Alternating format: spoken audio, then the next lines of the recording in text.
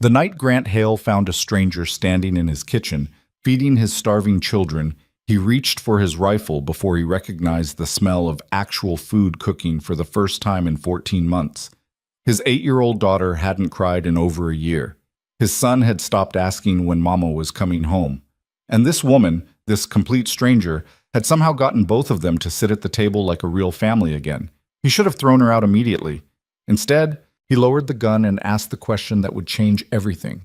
Who the hell are you?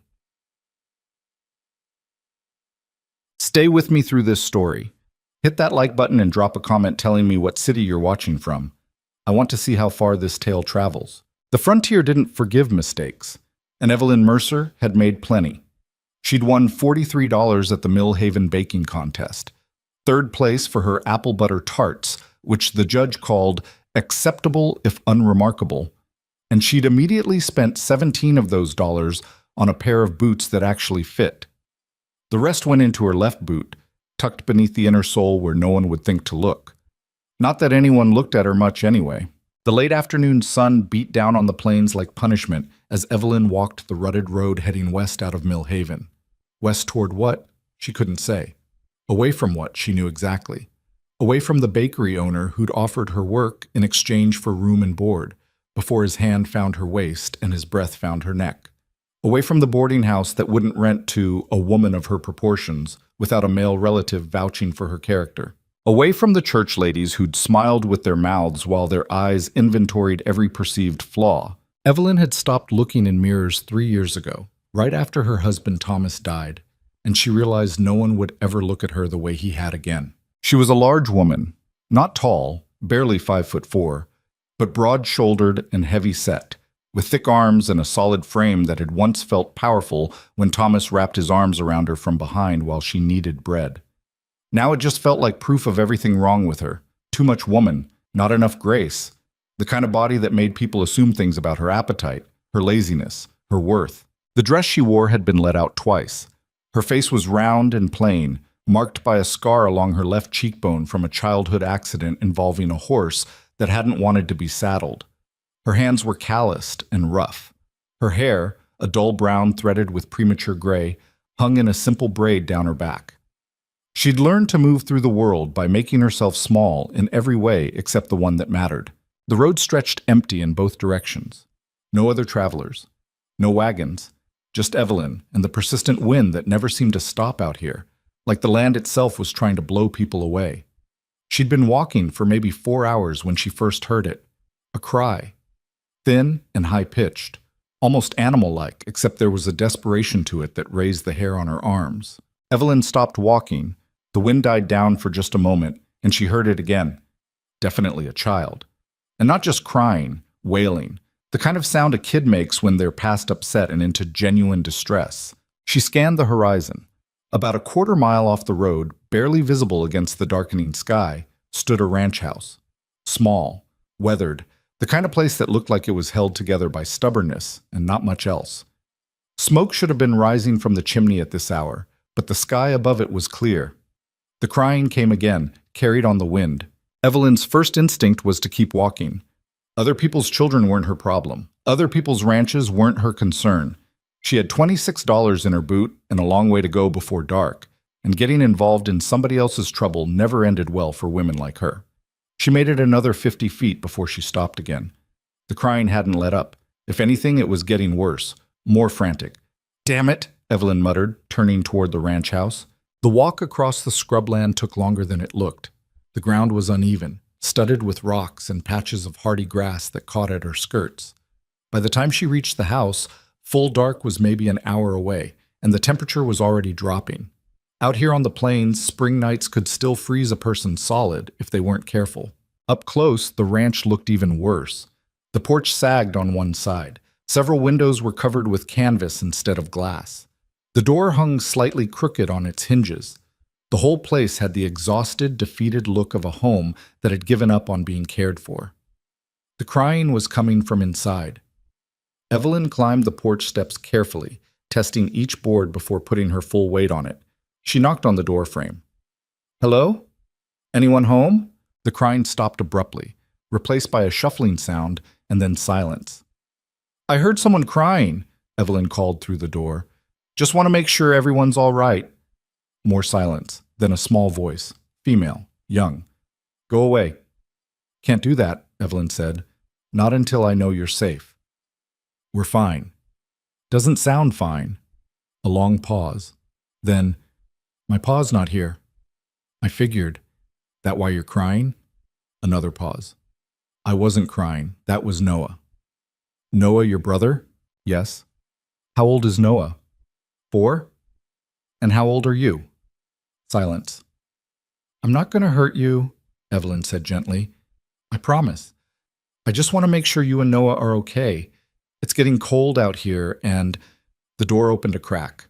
A pair of eyes peered out at her, dark eyes, red-rimmed from crying despite what the girl had claimed. A thin face streaked with dirt, hair that might have been blonde under all the grime, pulled back in a braid that was more knots than plait. You're really big, the girl said. Evelyn had heard worse. Yeah, I am. You gonna let me in, or are we having this whole conversation through a crack in the door? The girl studied her for a long moment, then pulled the door open wider. The inside of the house was worse than the outside. It was cold. Genuinely cold. The kind of indoor chill that meant the stove hadn't been lit in hours, maybe days. The main room served as kitchen, dining area, and sitting room all at once, and every surface was covered with the evidence of a household that had stopped functioning properly. Dishes piled in the dry sink, clothes draped over chairs, a thin layer of dust over everything that wasn't actively being used, and in the corner, sitting on a blanket that had seen better days, was the source of the crying.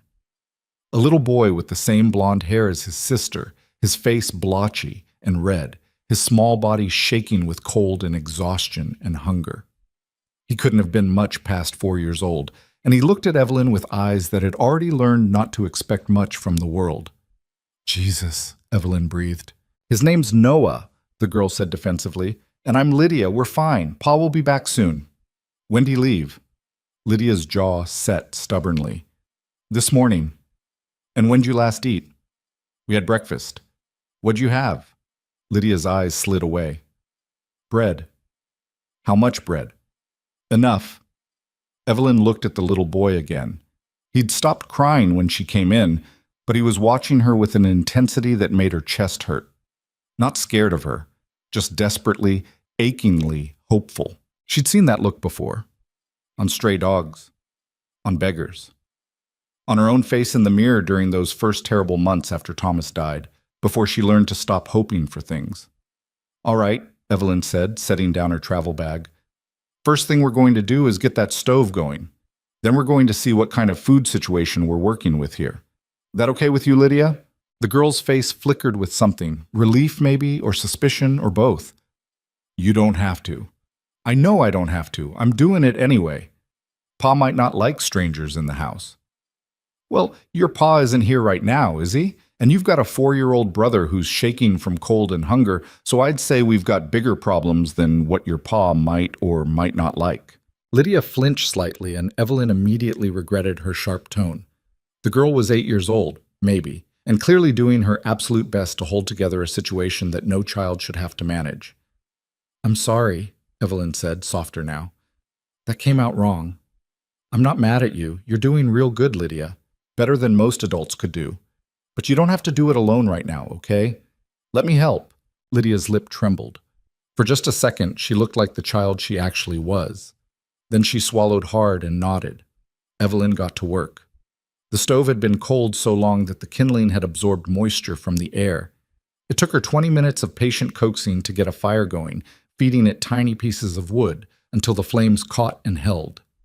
While she worked, Lydia hovered nearby, watching every move like she was cataloging it for future reference. Noah never moved from his blanket, but his eyes followed Evelyn everywhere. Once the stove was heating, Evelyn investigated the food situation. It was about as bad as she'd expected. A small bag of flour, maybe a third full. Some lard gone slightly rancid. A few withered potatoes in a bin. A jar of preserves with about 2 spoonfuls left at the bottom. That was it. No eggs. No meat. No fresh vegetables. Barely enough to keep 2 children from starving, and clearly Lydia had been rationing it so carefully that barely was doing heavy lifting. When's the last time you had a real meal? Evelyn asked. Lydia's silence was answer enough. Evelyn checked her own supplies. She'd been traveling light. Some dried beef, half a loaf of bread she'd bought in Millhaven, a small sack of cornmeal, an apple that had seen better days. Not much, but combined with what was in the house, it might be enough. All right, she said, rolling up her sleeves. We're making soup. She put water on to boil, then diced the potatoes, carefully cutting away the soft spots, and added them to the pot along with most of her dried beef and a small handful of the flour to thicken it. It wouldn't be much, it wouldn't be good, but it would be hot, and it would be food. And right now, that was what mattered. While the soup cooked, she tackled the bread situation. There was just enough flour left for a small, sad loaf if she supplemented it with cornmeal. She mixed the dough quickly, shaped it, and set it in a pan near the stove to rise while the soup finished. The whole time she worked, she was aware of Lydia watching her. The girl had positioned herself at the table, sitting ramrod straight, hands folded in her lap like she was afraid of taking up too much space. You can help if you want, Evelyn offered. I don't know how. How to cook? Lydia shook her head. Mama tried to teach me. I wasn't very good at it. There was something in the way she said mama, past tense, loaded with grief, that made Evelyn pause. Where's your mama now, honey? She died. Lydia's voice was flat, factual. The voice of a child who'd learned to report tragedies like weather. Fever took her last winter. Her and the baby both. Evelyn's hand stilled on the wooden spoon. I'm sorry. Pa says she's in a better place now. That's what people say. Do you believe it? Evelyn looked at this small, serious girl who was asking questions no 8-year-old should have to think about. I don't know, she said honestly. I'd like to. But mostly I think dead is just dead, and the people left behind have to figure out how to keep going. Lydia considered this. That's what Pa's doing, figuring out how to keep going. By working himself to death and leaving you to raise your brother alone? The words came out harsher than Evelyn intended, but Lydia didn't flinch this time. Instead, she lifted her chin. He's doing his best. I'm sure he is, but his best is still leaving you in a cold house with no food. We have food. Lydia, you had flour and potatoes. That's not food. That's ingredients, and not enough of them. We manage. Managing isn't the same as being okay. For a moment, Lydia's carefully maintained composure cracked. Her eyes filled with tears, and her voice came out small and broken. I don't know what else to do. Evelyn crossed the room and knelt down in front of the girl, putting them at eye level. You don't have to know what to do. You're 8 years old. You're supposed to be playing and learning and being a kid. You're not supposed to be keeping your brother alive while your daddy works all day and all night. Someone has to. Yeah. And right now, that someone is me. So you're going to sit there and you're going to let me finish this soup, and then you and Noah are going to eat until you're full. Understood? Lydia searched her face, looking for something, dishonesty, maybe, or cruelty hiding behind kindness. Evelyn held her gaze steadily. Finally, Lydia nodded. The soup was done about 20 minutes later. It wasn't good, thin and underseasoned and more water than substance, but it was hot, and it was protein and vegetables, and when Evelyn ladled it into bowls and set them on the table, the way both children stared at them made her throat tight. Go on, she said gently. Lydia picked up her spoon with careful, deliberate movements, took a small sip, swallowed, then took another, and another. By the 4th spoonful, she'd abandoned all pretense of control and was eating like she'd been starving, which she probably had been. Noah was different. Evelyn had to carry him to the table, and he wouldn't eat until she took the first spoonful herself, showing him it was safe. Even then, he ate slowly, methodically, like he wasn't quite sure the food was real and might disappear if he ate too fast. Evelyn watched them eat and felt something crack open inside her chest. Some locked-away place she'd been keeping carefully sealed since Thomas died. Some part of her that still remembered what it felt like to be needed. She forced herself to look away, to focus on slicing the bread that had somehow managed to rise despite everything. It came out dense and heavy, not terrible, not good, just adequate, and she buttered it with the last of the rancid lard and set it on the table. The children ate like they'd never seen bread before. By the time they finished, full dark had fallen outside.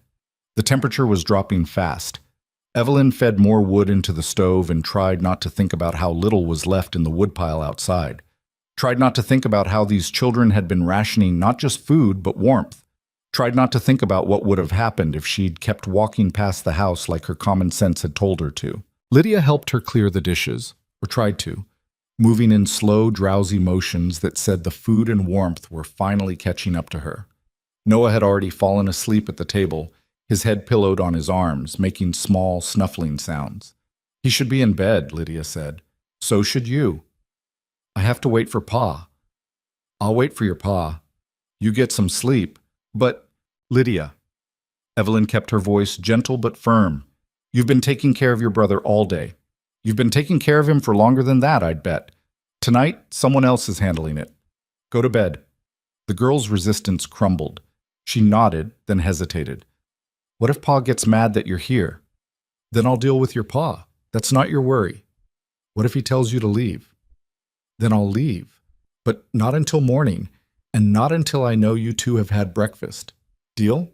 Lydia studied her face for a long moment, then nodded again. Okay.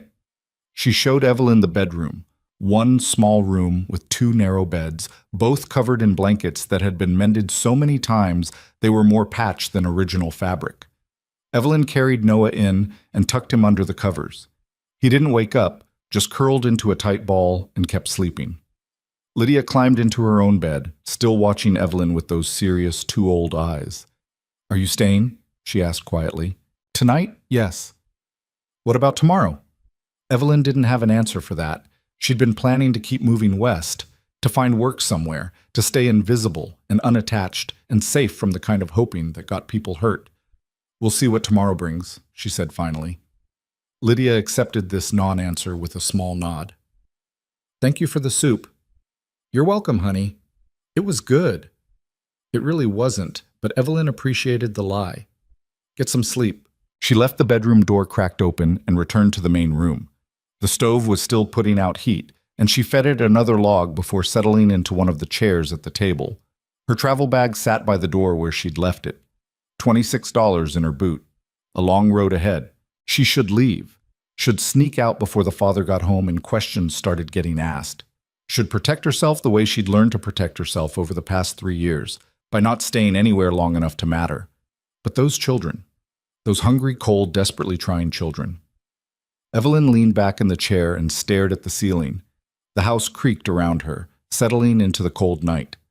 From the bedroom came the soft sound of Noah's sleeping breaths. She'd wait for the father, make sure he knew what was happening with his kids. Then she'd leave. Probably. Marshit. The door opened just after midnight. Evelyn had been dozing in the chair, but she came awake instantly at the sound of boots on the porch. Heavy footsteps. A man's tread, exhausted and unsteady. The door swung open and a figure filled the doorway. Tall, well over 6 feet, broad-shouldered, dressed in work clothes that were stiff with dirt and dried sweat. A hat pulled low over his face. He stopped when he saw her. For a long moment, neither of them moved. Then the man's hand went to his belt, where Evelyn now noticed he wore a gun. Who the hell are you? His voice was rough, deep, the kind of voice that had forgotten how to sound anything but tired. My name's Evelyn Mercer.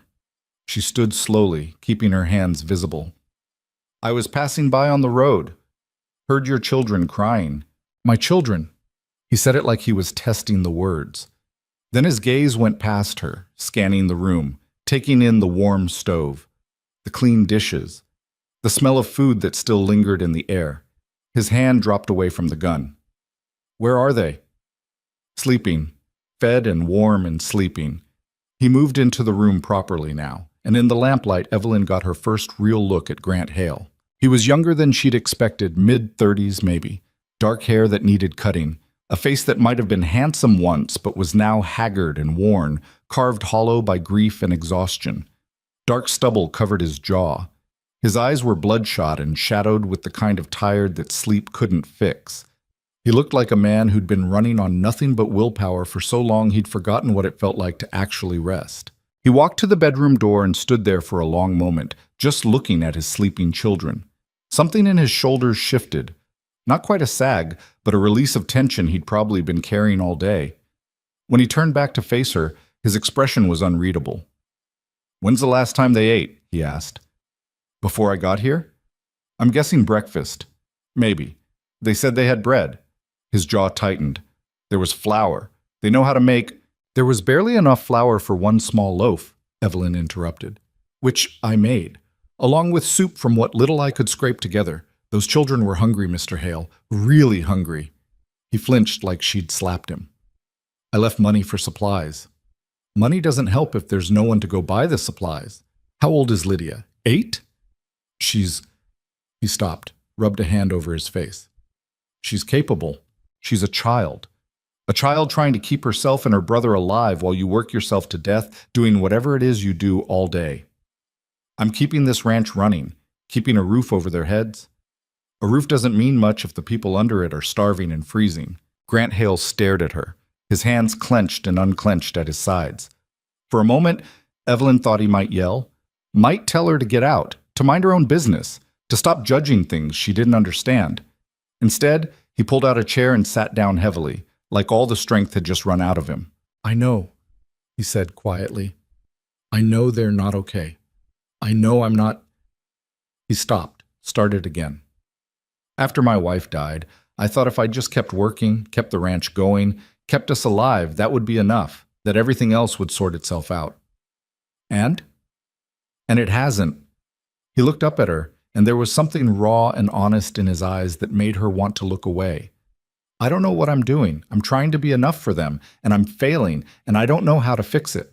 Evelyn should have offered platitudes, should have said something comforting about how he was doing his best, how things would get better, how the children just needed time. Instead, she told him the truth. "You can't be two parents. You can't work a ranch alone and raise 2 kids alone and keep a house running alone. Something's going to break. Probably you. What else am I supposed to do?" "I don't know. Hire help. Find family. Ask the neighbors." "There are no neighbors. The nearest ranch is 8 miles east. My brother's up in Wyoming running cattle. And hired help costs money I don't have." "What about town? Church ladies? Someone who—" "Town is 12 miles. The church ladies think I should remarry and get the children a new mother." His voice turned bitter. "They've got suggestions, several of them. Nice young women from good families who'd be happy to take on a widower with a ranch and 2 kids. I've had 3 proposals in the last year." "But you haven't accepted." "No." "Why not?" He was quiet for a long moment. "Because my kids already lost one mother. I won't bring someone into this house who doesn't actually want to be here. Won't make them live with someone who's just performing the role." Evelyn understood that. She understood it more than he probably realized. "So instead you're all slowly starving and freezing," she said. "We're managing." Your 8-year-old daughter used that exact same word earlier, right before she started crying because she didn't know what else to do. Grant's face crumpled. Just for a second, his carefully maintained control broke, and Evelyn saw the full weight of what he'd been carrying. The grief, the guilt, the crushing responsibility of trying to be everything to everyone while falling apart inside. Then he pulled himself together, shoving it all back down where it lived. "Thank you," he said roughly, "for feeding them, for staying until I got back. I'll pay you for the food you used." "I don't want your money." "Then what do you want?" That was the question, wasn't it? What did she want? 3 years ago, she could have answered that easily. She'd wanted a home, a husband who loved her, maybe children someday. A quiet life where she was valued for something beyond her appearance. She'd had that briefly with Thomas. Then he died, and she'd learned that the world didn't have much use for widows who didn't fit the proper mold. Too big, too plain, too much of the wrong things and not enough of the right ones.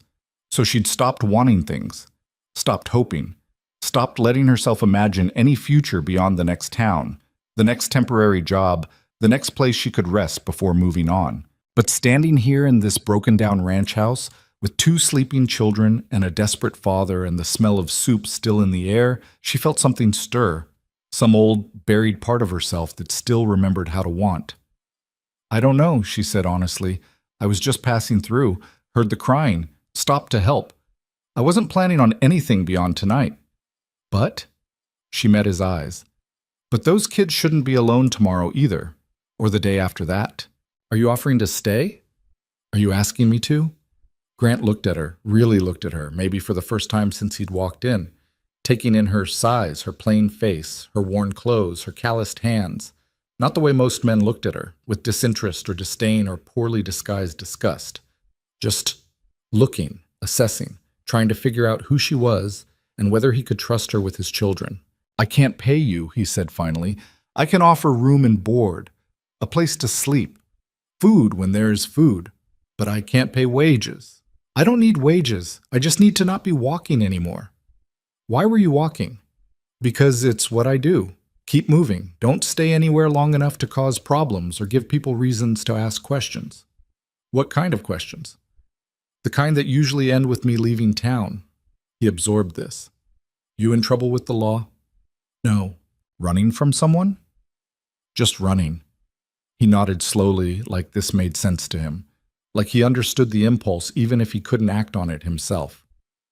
"If you stay," he said carefully, "it's just to help with the house. The kids, the cooking and cleaning, that's all." "That's all I'm offering." "I won't. I'm not looking for—" "Neither am I." The relief on his face was almost painful to see. "Okay, then if you want to stay, you can stay." "For how long?" "As long as you want, as long as you can stand it." He gestured around the house. "It's not much. House is falling apart. Money's always tight. The kids they're struggling, and I'm not—" He stopped, tried again. "I'm not easy to live with. I work too much. I forget to talk sometimes. I'm probably not going to be good company. I'm not here for company." "Why are you here?"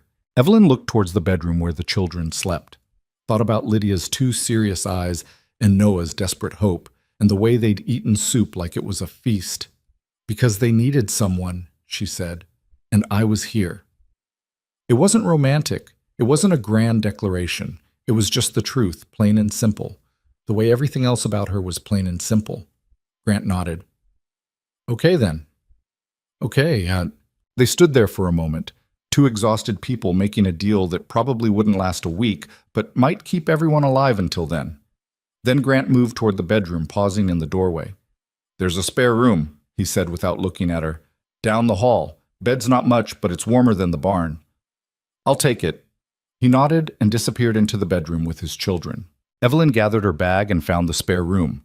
It was small, barely big enough for the narrow bed and a single chair, and cold, since the stove didn't reach this far. But the bed had blankets and the door closed, and it was a roof over her head that didn't come with wandering hands or judgment. She set her bag down, pulled off her boots, leaving the money inside, and lay down on the bed fully clothed. Through the walls, she could hear Grant moving around in the children's room, the low murmur of his voice, too quiet to make out words. A small sound from Noah. Lydia saying something. A family trying to piece itself back together. Evelyn stared at the ceiling and wondered what she'd just agreed to. Wondered how long she'd last before the old urge to run kicked in. Wondered if she'd made a terrible mistake by stopping it all. But when she closed her eyes, all she could see was the way Noah had looked at the soup, the way Lydia had finally let herself be a child for just a moment, the way Grant's face had broken when he realized how badly he was failing. She'd stay, at least for a little while, at least until they didn't need her anymore. Talk. She woke before dawn to the sound of Grant already moving around the house. His footsteps were quiet, practiced at not waking the children. But Evelyn had always been a light sleeper. She pulled her boots back on and emerged from the spare room to find him dressed for work, filling a canteen with water from the pump. "Coffee?" he offered, nodding toward the stove where a dented pot was heating. "Please." He poured them each a cup. The coffee was weak and bitter, but it was hot, and Evelyn wrapped her hands around the tin cup gratefully. "I'll be back around sundown," Grant said. "There's more flour in the barn. I can bring it in before I'll get it?" He looked surprised. "It's a 50-pound sack." "I can manage." His eyes traveled over her again, reassessing. "Yeah, I bet you can." It wasn't quite a compliment, but it wasn't an insult either, just an acknowledgement of fact. "There's eggs in the chicken coop," he continued. "Hens haven't been laying much, but you might find a few. Milk cow's name is Rosie. She's overdue for milking, but she's mean. Kicked Lydia last week, so I'll handle it." "You sure?" Evelyn raised an eyebrow. Mr. Hale, I grew up on a farm. I know my way around livestock. It's Grant. What? Call me Grant. Mr. Hale was my father. All right, Grant. She tested the name. Felt strange in her mouth, familiar in a way that made her uncomfortable. I'm Evelyn. Evelyn. He nodded. Then, after a pause, thank you for staying. Thank me when I've actually done something useful. You already did. He drained his coffee, set the cup down, and grabbed his hat. I'll see you tonight. Then he was gone, out into the pre-dawn darkness, and Evelyn was alone in the house with 2 sleeping children and a long list of things that needed doing. She started with the stove, feeding it wood until it was hot enough to cook on. Then she went hunting for that flour. The barn was in slightly better shape than the house, which wasn't saying much, but she found the flour right where Grant said it would be, along with some lard that wasn't rancid and a small container of salt. She hauled the flour back to the house, then went looking for the chicken coop. The hens were scrawny and irritable, but she found 4 eggs, which felt like a fortune. The cow, Rosie, was indeed mean, eyeing Evelyn with deep suspicion and swinging her back leg warningly when Evelyn approached with the bucket. None of that, Evelyn said firmly. I'm here to help, not hurt, but I will smack you if you kick me. Rosie seemed to understand the tone, if not the words. She allowed the milking with only token protest, producing maybe half a bucket of milk. Not much, but enough. By the time Evelyn got back to the house, the sun was rising and Lydia was awake, standing in the main room looking lost. Morning, Evelyn said. Lydia stared at her like she'd forgotten someone new was here, or like she'd half convinced herself last night was a dream. You stayed, she said. I stayed. Why? Because your father asked me to. Lydia processed this. For how long? Don't know yet. We'll see how it goes. Evelyn set the milk and eggs on the table. You know how to make breakfast? A little.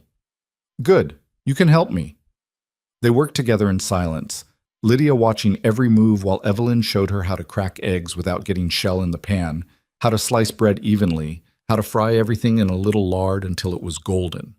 It wasn't much of a lesson, but Lydia absorbed it like she was memorizing holy text. Noah woke up halfway through and appeared in the doorway, rubbing his eyes. When he saw Evelyn, he didn't seem surprised, just walked over and stood next to her, watching the eggs cook. You stayed, he said, echoing his sister. I stayed. Are you going to leave? Not today. This seemed to satisfy him. He climbed into a chair and waited patiently while Evelyn and Lydia finished cooking. Breakfast was eggs and fried bread and milk that was still warm from the cow. Simple. Basic. But the children ate like it was a feast, and when Lydia looked up at Evelyn with something that might have been the beginning of trust, something in Evelyn's chest loosened. Maybe she'd made the right choice after all. Maybe, just for a little while, she could stop running and let herself be needed. Just for a little while. The first week passed in a blur of work that never seemed to end. Evelyn had forgotten how much labor it took to keep a household running, or maybe she'd just blocked it out after Thomas died and there was no one left to cook for, clean for, care for. Now it all came rushing back, the endless cycle of meals and dishes and laundry and mending and 1,000 other small tasks that added up to the difference between surviving and actually living. The house fought her every step of the way. The stove smoked if you didn't tend it just right. The pump outside froze every morning and had to be thawed. The floorboards were so warped that water pooled in strange places when she mopped. Half the windows were just canvas stretched over frames, which meant the wind came through no matter what she did. But slowly, grudgingly, the house started to respond. She scrubbed the floors until her knees ached, washed every dish and put them away properly instead of letting them pile up, aired out the musty blankets and patched the worst holes, found a broom with half its bristles missing, and swept away months of accumulated dust and dirt and despair. Lydia watched everything with those serious dark eyes, cataloging each task like she was building a manual for survival. Sometimes she helped without being asked, folding laundry, wiping down the table, keeping Noah occupied while Evelyn worked. Other times she just stood nearby, a silent presence that somehow made the work feel less lonely. Noah was different. He'd attached himself to Evelyn with the uncomplicated certainty of a 4-year-old who'd decided she was safe. He followed her from room to room, chattering about nothing and everything, holding up rocks and sticks and dead bugs for her inspection like they were treasures. Look, he'd say, presenting a particularly smooth pebble. It's shiny. Very shiny, Evelyn would agree, scrubbing another pot. Can I keep it? Sure. Where should I put it? Somewhere you won't lose it. He'd nod solemnly and tuck it into his pocket, already hunting for the next discovery. Grant came and went like a ghost. He left before dawn and returned after dark, sometimes so exhausted he could barely eat the dinner Evelyn had kept warm for him. They didn't talk much. He'd ask if the children were all right. She'd say yes. He'd nod and retreat to his room, and that would be the extent of their interaction. It should have been fine. It was exactly what they'd agreed to, room and board in exchange for keeping his children alive and his house running. No expectations beyond that. No complications. But sometimes Evelyn would catch him watching her with an expression she couldn't quite read. Not suspicion, exactly. More like he was waiting for something. For her to leave, maybe. For the other shoe to drop. For whatever goodness had walked into his life to reveal itself as temporary. She understood that. She was waiting for the same thing. On the 8th day, Lydia started testing boundaries. It happened during breakfast. Evelyn had made oatmeal, real oatmeal, with milk and a tiny bit of sugar she'd found in a jar at the back of the cupboard. And Noah was eating happily, but Lydia just pushed hers around the bowl. "You need to eat," Evelyn said. "I'm not hungry." "You didn't eat much dinner last night either." "I'm fine." Evelyn set down her own spoon. "Lydia, what's going on?" The girl's jaw set stubbornly. "Nothing. Doesn't look like nothing." "You're not my mother. You can't tell me what to do." There it was, the real issue, finally surfacing after a week of careful politeness. Noah stopped eating, his eyes going wide. He looked between his sister and Evelyn like he was watching something scary and inevitable unfold. Evelyn took a slow breath. "You're right. I'm not your mother." Lydia blinked, like she'd been expecting an argument and didn't know what to do with agreement. "But I am the one making the meals," Evelyn continued, "and I'm telling you that you need to eat. Not because I'm trying to replace your mama or tell you what to do, because you're skinny as a rail and you need food in your stomach. Maybe I like being skinny. Maybe. Or maybe you've been rationing food for so long you forgot what it feels like to actually be full." Lydia's eyes flashed. "You don't know anything about me. I know you spent months keeping yourself and your brother alive on scraps. I know you're exhausted and scared and angry. I know you probably hate that I'm here because it means you failed at something you were never supposed to be doing in the first place. I didn't fail. Boris. Yeah, you did. You failed at being the adult because you're not an adult. You're 8 years old, and the fact that you had to try it all is wrong. And I'm sorry about that. But I'm here now, and that means you get to stop carrying everything alone, which includes eating your damn oatmeal." The profanity slipped out before Evelyn could stop it. She waited for Lydia to look shocked or offended. Instead, something in the girl's face crumpled. "I don't know how," she whispered. "How to what? How to stop? How to not be the one in charge? How to just be a kid again?" Evelyn's throat went tight. She moved around the table and knelt beside Lydia's chair, putting them at eye level the way she had that first night. "You practice," she said quietly. "You let someone else make breakfast and you eat it. You let your brother play without watching him every second to make sure he's safe. You let yourself laugh at stupid things and cry when you're sad and be angry without having to fix everything. You practice being 8 years old until it starts to feel normal again." "What if I can't?" "Then you keep trying anyway, and I'll be here to remind you." "For how long?" It was the same question Lydia had asked that first morning. The same question Evelyn had been asking herself every night before falling asleep. "I don't know," she said honestly. "But I'm here today. That's all I can promise." Lydia searched her face for a long moment. Then slowly, she picked up her spoon and took a bite of oatmeal. It wasn't forgiveness. It wasn't trust. But it was a start. The next test came from an unexpected direction. Grant's brother showed up on a Sunday afternoon, riding in on a horse that had seen better days and wearing an expression that said he'd come looking for trouble. Evelyn was outside hanging laundry when she heard the hoofbeats. She looked up to see a man who bore enough resemblance to Grant that the relationship was obvious, same dark hair, same build, though he was younger, probably late 20s, and carried himself with the kind of swagger Grant had lost somewhere along the way. He dismounted and tied his horse to the porch rail, looking around the property with undisguised criticism. Help you? Evelyn called. He turned and his eyes went wide when he saw her. Not with attraction, she was used to that absence, but with something closer to shock. Who are you? He asked. Evelyn Mercer. I'm helping out with the house and the children. Helping out? He said it like he was tasting something sour. That what we're calling it? It's what I'm calling it, yes. He walked closer, looking her up and down in a way that made her want to cross her arms over her chest. Grant know you're here? He's the one who asked me to stay. Did he now? The man's mouth twisted into something that wasn't quite a smile. And how long have you been helping out? Week and a half. Fast work. Evelyn set down the wet shirt she'd been hanging and turned to face him fully. You got something to say. Say it plain. I'm Samuel, Grant's brother. Figured. And I'm wondering what the hell you're doing on my brother's property, living in his house, taking care of his kids when you just happened to show up out of nowhere. I was passing through, heard the children crying, stopped to help, and decided to move in? Decided to stay until the kids weren't starving anymore. Your brother made it clear that was acceptable. Samuel's eyes narrowed. My brother's not thinking straight. Hasn't been since Caroline died. A woman like you shows up, offers to help. He's too desperate to question it. A woman like me. Yeah, convenient timing. Convenient offer. Makes a man wonder what you're really after. Evelyn had heard worse. She'd been called worse. But something about the casual cruelty in Samuel's voice, the easy assumption that she must have ulterior motives because why else would someone like her be here, made anger flare hot in her chest. I'm after a roof over my head and not walking anymore, she said evenly. That's it. Sure it is. You don't believe me, that's fine. But your brother and I have an arrangement that works for both of us. And unless you're planning to move in and take care of these kids yourself, I'd suggest you mind your own business. Samuel's face flushed. Those kids are my business. This ranch is my business. And I'm not going to stand by while some drifter takes advantage of... Sam? They both turned. Grant had emerged from the barn, where he must have been working.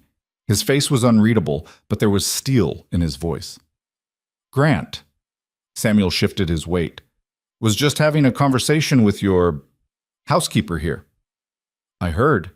Grant walked over to stand beside Evelyn, not quite touching, but close enough that it was clear whose side he was on. And you can leave her alone. I'm looking out for you. I don't need you to look out for me. Someone has to. You can't just take in random strangers. She's not random. She's the reason my kids aren't crying themselves to sleep every night anymore. She's the reason there's food in the house, and the stove stays lit, and Lydia looks like a kid again instead of a ghost. Samuel's jaw worked. And what happens when she leaves? When she gets tired of playing house and moves on? You think the kids will handle that well? The question hung in the air like poison. Grant's face went carefully blank. That's not your concern. The hell it's not. I'm trying to protect you. From what? From someone who's actually helping instead of just showing up to criticize? From getting hurt again? From letting these kids get attached to someone who's going to disappear? You want to hire help, fine. But don't pretend this is... Sam. Grant's voice went dangerously quiet. Get off my property. Samuel stared at his brother. You're making a mistake. Maybe. But it's my mistake to make. For a long moment, Samuel didn't move. Then he shook his head, walked to his horse, and swung into the saddle. Don't say I didn't warn you, he said, and rode off without looking back.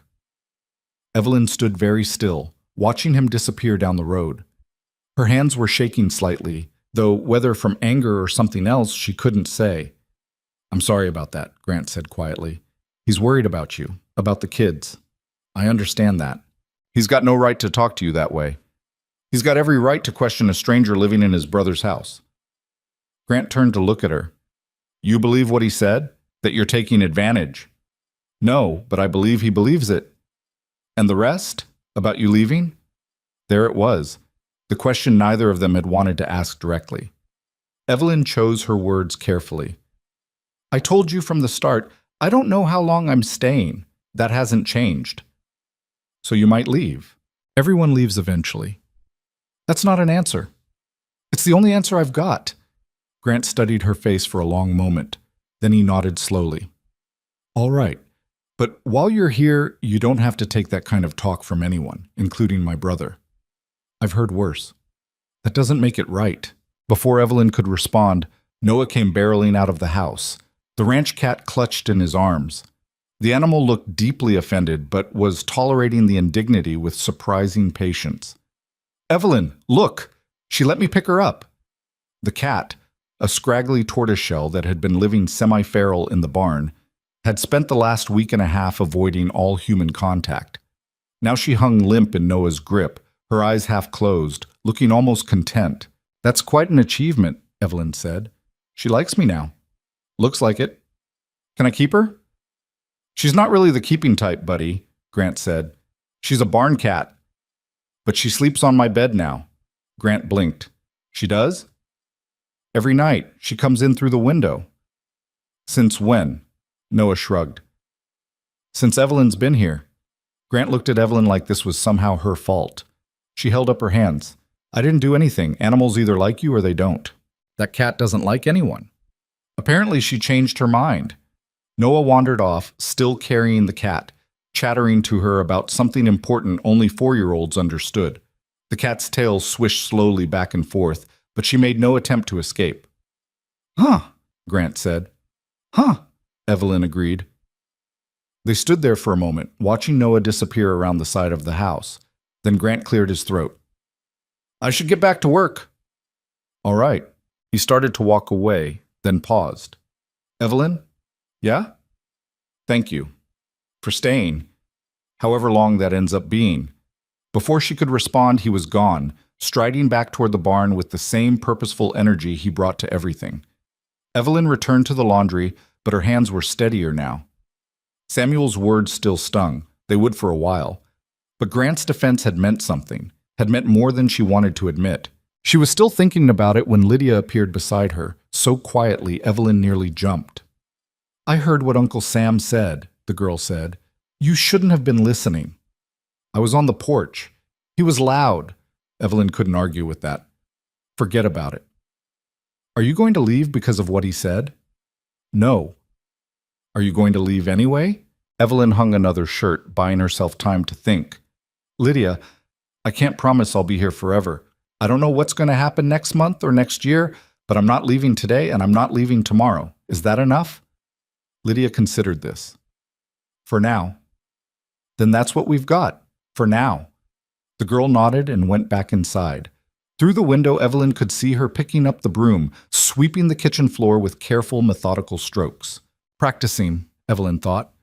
Practicing being a kid by doing normal kid chores instead of survival tasks. It was something. The weeks blurred together after that, each one slightly easier than the last.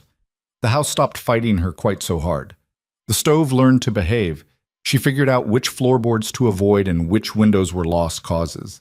The chickens started laying more regularly.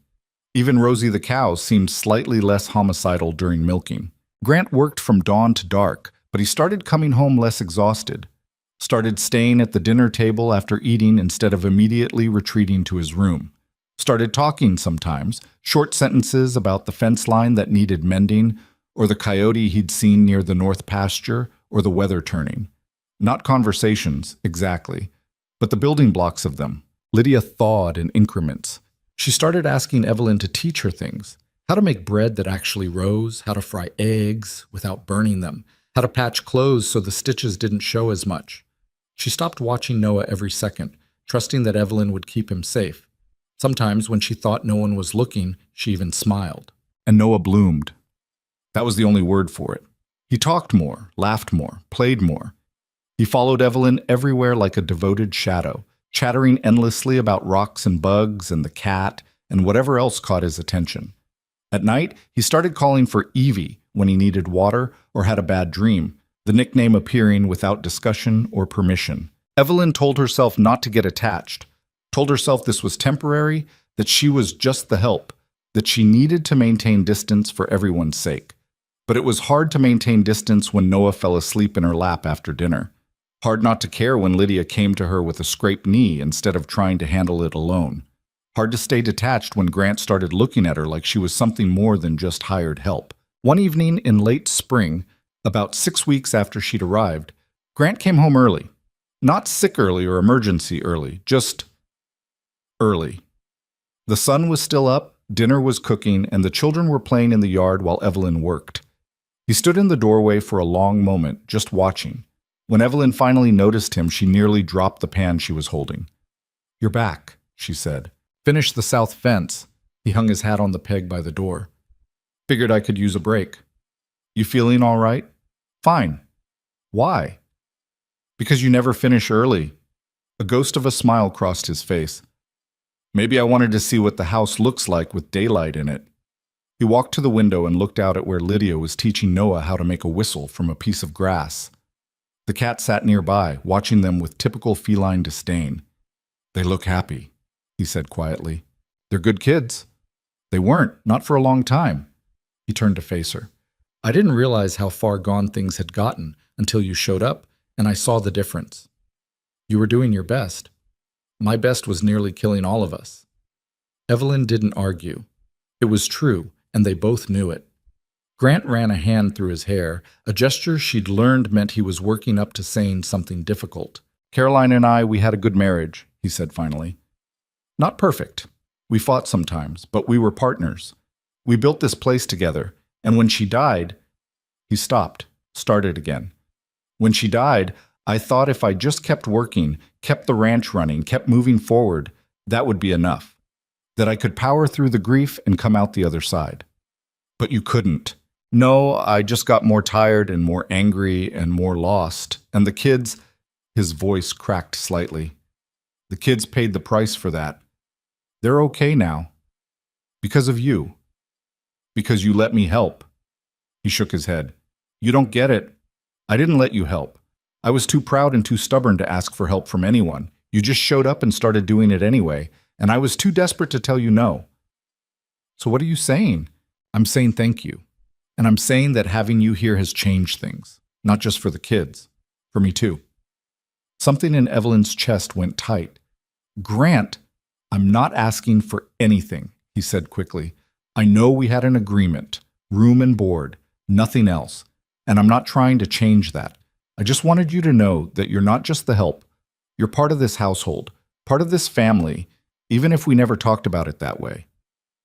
Family. The word hit Evelyn harder than it should have. She hadn't had a family since Thomas died, hadn't let herself want one, and now here was Grant offering it to her in his awkward, roundabout way. "I don't know what to say," she admitted. "You don't have to say anything. I just..." He stopped, looked out the window again. Samuel was right about one thing. If you leave, it's going to hurt, not just the kids, me too. But I'd rather have you here and risk that hurt than go back to how things were before. What if I can't stay? What if I wake up one morning and the old need to run kicks in and I can't fight it? Then you go. And we figure out how to keep breathing without you." He met her eyes. "But I'm hoping you'll want to stay." Outside, Noah shrieked with laughter as Lydia chased him around the yard. The cat darted between them, joining the game. The sun was setting, painting everything gold. Evelyn looked at Grant's tired, hopeful face. At the house that had slowly transformed from a shell into something that felt like a home. At the children who'd started calling for her instead of just tolerating her presence. "I'm scared," she said quietly. "Of what?" "Of wanting this too much. Of letting myself believe it's real.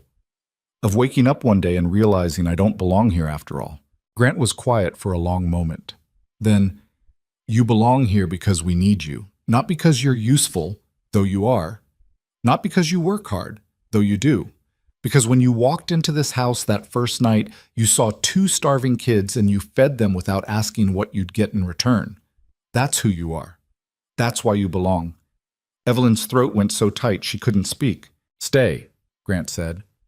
It wasn't a command or a plea, just a simple request, offered without pressure or expectation. "However long you can. Whatever that looks like. Just stay."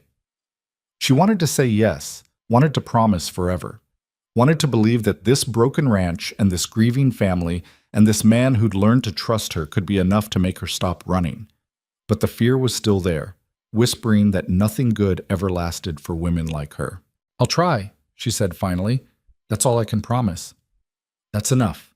He held her gaze for another moment, then nodded and went to wash up for dinner.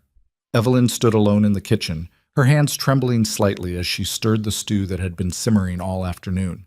Through the window, she watched Lydia and Noah playing, watched the way they moved with the easy confidence of children who knew they were safe and fed and wanted. Watched the cat tolerate Noah's affection with patient resignation. She'd done that. She'd helped create this small pocket of happiness in a world that didn't offer much of it. Maybe that was enough reason to stay. Maybe it was enough reason to try. Winter came early that year, arriving in October with a vicious cold snap that turned the morning frost into sheets of ice and made every breath visible in the air. Evelyn woke one morning to find the water in the wash basin frozen solid and her fingers so numb she could barely work the buttons on her dress. She fed the stove until it glowed red hot, then wrapped herself in a shawl and went to check on the children. Both were still asleep, buried under every blanket in the house. Noah had somehow migrated to Lydia's bed during the night, and they were curled together like puppies seeking warmth. The cat was wedged between them, her eyes slitted in contentment. Evelyn pulled the door closed quietly and returned to the kitchen to start breakfast. Outside, the wind howled across the plains with a sound like something dying. Grant came in from the barn half an hour later, his face raw and red from the cold. "It's bad out there," he said, stamping snow off his boots. "Temperature's still dropping. This keeps up. We could be snowed in by tonight." "You need to go into town?" Evelyn asked, already knowing the answer. "Should have gone yesterday. We're low on lamp oil, and I need to pick up supplies I ordered at the mercantile. But if I wait much longer, then go now, before it gets worse." He looked torn. "I don't like leaving you and the kids here alone in this weather." "We'll be fine. House is tight, stove works, we've got food. Just get back before dark." "I'll try." He grabbed his coat and hat, then paused at the door. "Keep the fires going. Don't let the children outside. And if something happens, nothing's going to happen. Go." He nodded and disappeared into the white morning. The day passed slowly. Evelyn kept herself busy with indoor chores while the children played quiet games at the table. Lydia was teaching Noah his letters using a primer that had belonged to her mother, her voice patient as she corrected his pronunciation. "See? That's a B. It makes the B sound." "B?" Noah repeated dutifully. "And this one? See? Good, and it makes K." Lydia beamed at him, and something in Evelyn's chest twisted. The girl had started smiling more in recent weeks, started acting like a child instead of a tiny adult carrying the weight of the world, started trusting that the people around her wouldn't disappear. By mid-afternoon, the temperature had dropped so low that Evelyn could see her breath even inside the house. She fed the stove constantly, burning through wood faster than she'd like, but there was no choice. The alternative was freezing. Grant should have been back by now. Evelyn tried not to worry, tried to tell herself he'd just been delayed in town or had decided to wait out the worst of the weather before making the trip home. But the sky was darkening fast, and the wind was picking up, and she couldn't shake the feeling that something was wrong. "When's Pa coming home?" Noah asked, looking up from his letters. "Soon, I hope." "What if he doesn't?" "He will." "But what if—" "Noah," Lydia's voice was sharp. "Stop it." The boy's face crumpled, and Evelyn intervened before the situation could escalate. "Your pa knows this land better than anyone," she said gently. "He'll be careful. He'll come home." Noah nodded, but his eyes stayed worried. Even the cat seemed restless, pacing the room and meowing at intervals like she was asking questions. Darkness fell early, swallowing the world outside the windows. Evelyn lit the lamps and pulled the curtains closed, trying to create the illusion of warmth and safety. She made dinner, bean soup and the last of the bread, and the children ate without complaint, but the empty chair at the table felt enormous. "Tell us a story," Lydia said suddenly. Evelyn looked up from her bowl. "What kind of story?" "Any kind. Mama used to tell us stories before bed." It was the first time Lydia had volunteered information about her mother without being asked. Evelyn set down her spoon carefully. "I'm not much of a storyteller." "Please?" Noah joined in, his small voice hopeful. "Please, Evie?" So Evelyn told them about growing up on a farm much like this one, about the horse that had given her the scar on her face, about the time she and her brother had tried to catch a wild turkey for Thanksgiving and ended up covered in mud and feathers. She made it funny, exaggerating the ridiculous parts, and the children laughed in all the right places.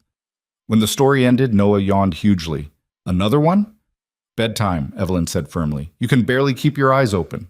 She tucked them into bed with extra blankets, checking the window to make sure it was sealed tight against the cold. The cat jumped up and settled between them, purring loudly. Evie? Noah's voice was small in the darkness. Yeah, buddy? What if Pa's lost? He's not lost. But what if he is? What if he can't find his way home in the snow? Evelyn sat on the edge of the bed. Your Pa's been ranching this land for years. He knows every inch of it. The snow might slow him down, but it won't stop him from getting home to you. You promise? She shouldn't promise things she couldn't control. Shouldn't make guarantees about a man's safety in a winter storm on the frontier where people died from exposure all the time. I promise he's doing everything he can to get back to you, she said instead. And I promise I'm not going anywhere. No matter what happens, you're not alone. Noah seemed satisfied with this. He closed his eyes and was asleep within minutes, his breathing evening out into the soft rhythm of childhood. Lydia stayed awake longer, staring at the ceiling. I remember when Mama died, she said quietly.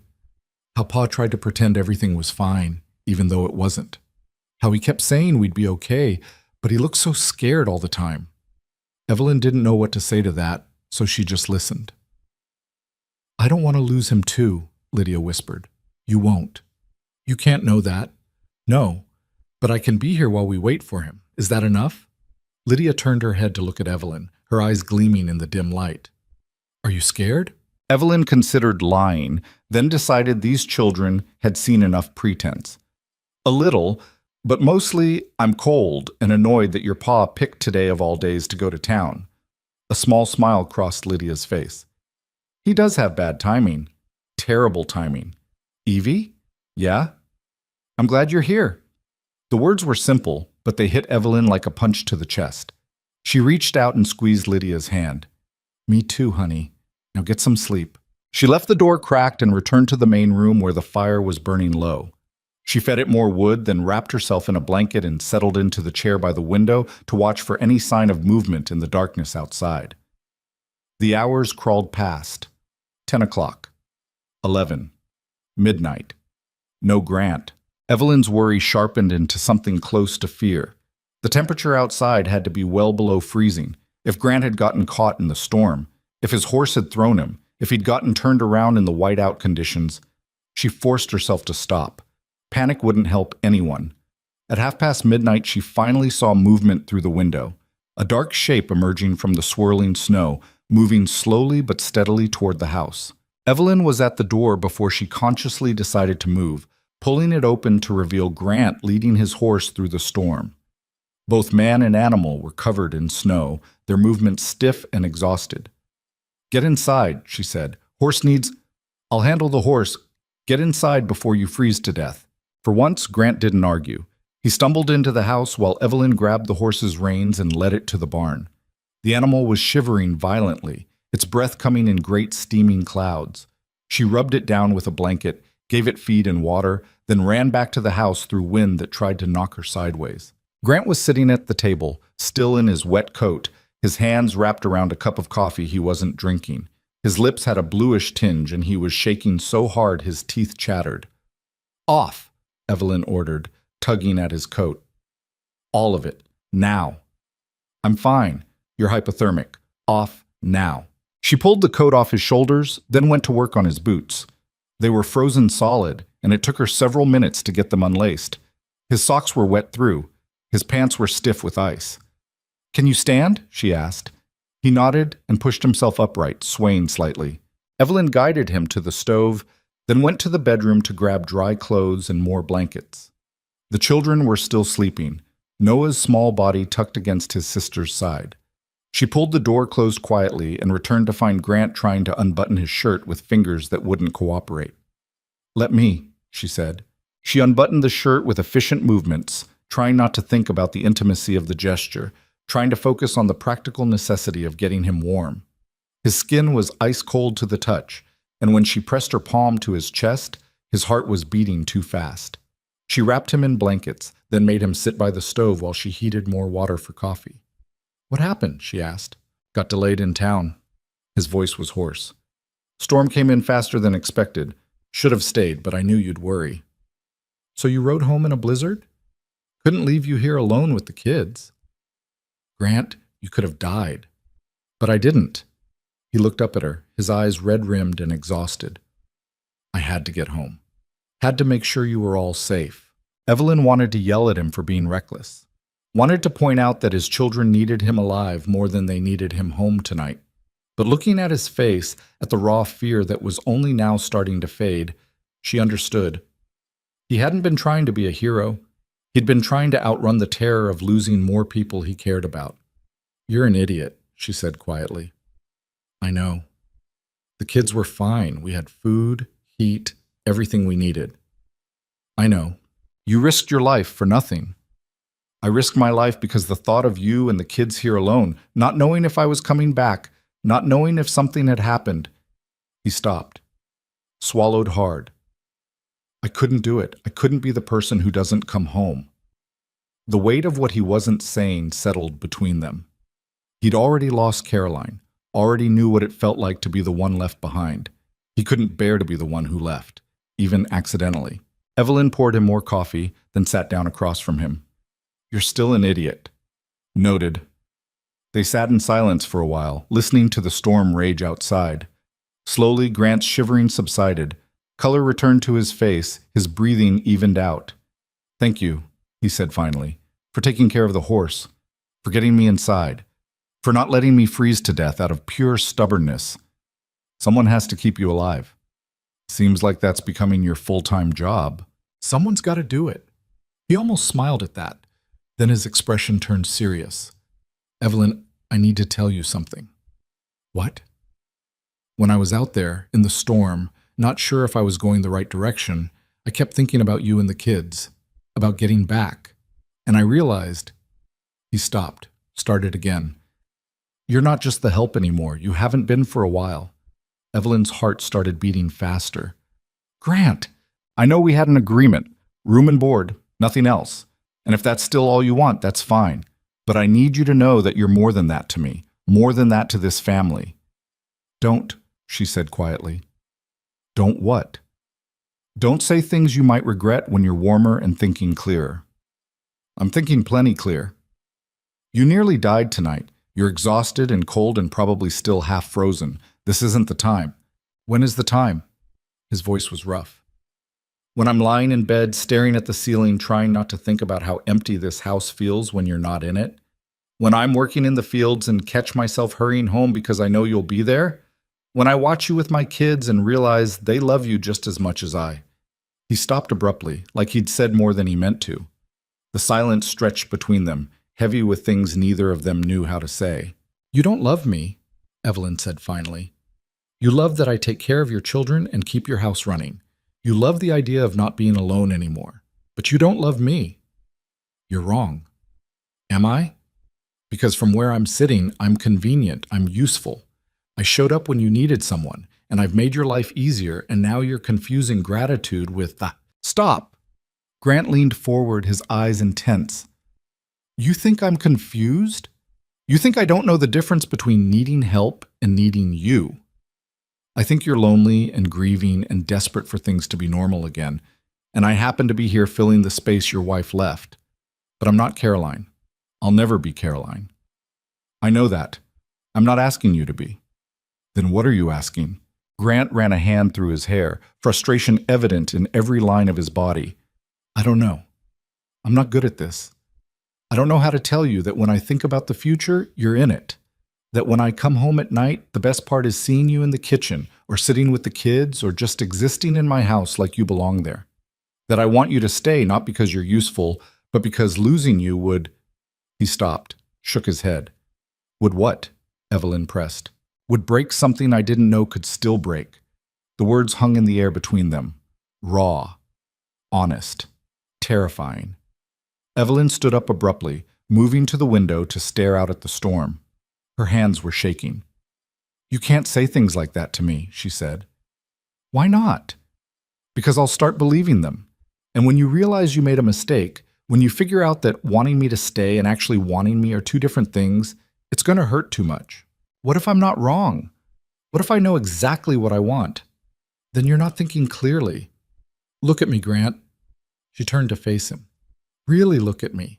I'm not young. I'm not pretty. I'm not the kind of woman men like you want for anything except keeping house and raising kids. And the minute you remember that, stop. Grant stood up, letting the blankets fall away, and crossed the room to stand in front of her. Just stop. It's true. It's not. And I'm tired of hearing you talk about yourself like you're only worth what you can do for other people. His voice was fierce. You're strong. You're capable. You're kind in ways that actually matter. You make my kids laugh. You turn this house back into a home. You take care of everyone around you without asking for anything in return. And yeah, you're also stubborn and sharp-tongued, and you don't take any of my nonsense, and I— He stopped, took a breath. You what? Evelyn whispered. I care about you. More than I should. More than is smart. And I know you're scared. I know you've been hurt. But I'm asking you to stay anyway, not as the help, not as a temporary solution, as someone who belongs here. With us. With me. Evelyn's throat was so tight she could barely breathe. You're asking me to take a chance on something that'll probably fall apart. I'm asking you to take a chance on something that might not. Isn't that worth the risk? She wanted to say yes, wanted to lean into the warmth and safety and belonging he was offering. But the fear was still there, whispering all the old familiar lies. That she didn't deserve this. That it wouldn't last. That eventually he'd realize his mistake and she'd be left with nothing but the memory of what it felt like to almost have something real. I don't know if I can, she admitted. Grant's face fell, but he nodded. Okay. I'm not saying no. I'm saying I need time to think, to figure out if I can trust this, trust you, trust myself. How much time? I don't know. He looked like he wanted to argue, wanted to push, wanted to make her promise something right now in this moment, but instead he just nodded again. All right. Take your time. I'm not going anywhere. They stood there for a long moment, close enough to touch, but not touching, the storm raging outside while something equally turbulent churned between them. Finally, Grant stepped back. I should get some sleep. Long day tomorrow. Yeah. He gathered up his wet clothes and headed toward his room, then paused at the door. Evelyn? Yeah? Thank you, for tonight, for everything. Then he was gone, and Evelyn was alone with the dying fire and her racing thoughts. She sat back down in the chair by the window and pulled the blanket tight around her shoulders. Outside, the snow continued to fall, covering the world in white. Grant cared about her, maybe even loved her, though he hadn't quite said the word. He wanted her to stay. Wanted her to be part of this family for real, not just as hired help. Everything she'd stopped letting herself want was being offered to her on a silver platter, and she was too terrified to take it. The next morning dawned clear and brutally cold. The storm had passed, leaving behind a world transformed into a frozen landscape that glittered in the early sunlight. Evelyn woke to find she'd fallen asleep in the chair, her neck stiff and her body aching from the awkward position. The fire had burned down to embers. The house was freezing again. She fed the stove and got it roaring, then started breakfast. Grant emerged from his room looking tired but healthy, none the worse for his brush with hypothermia.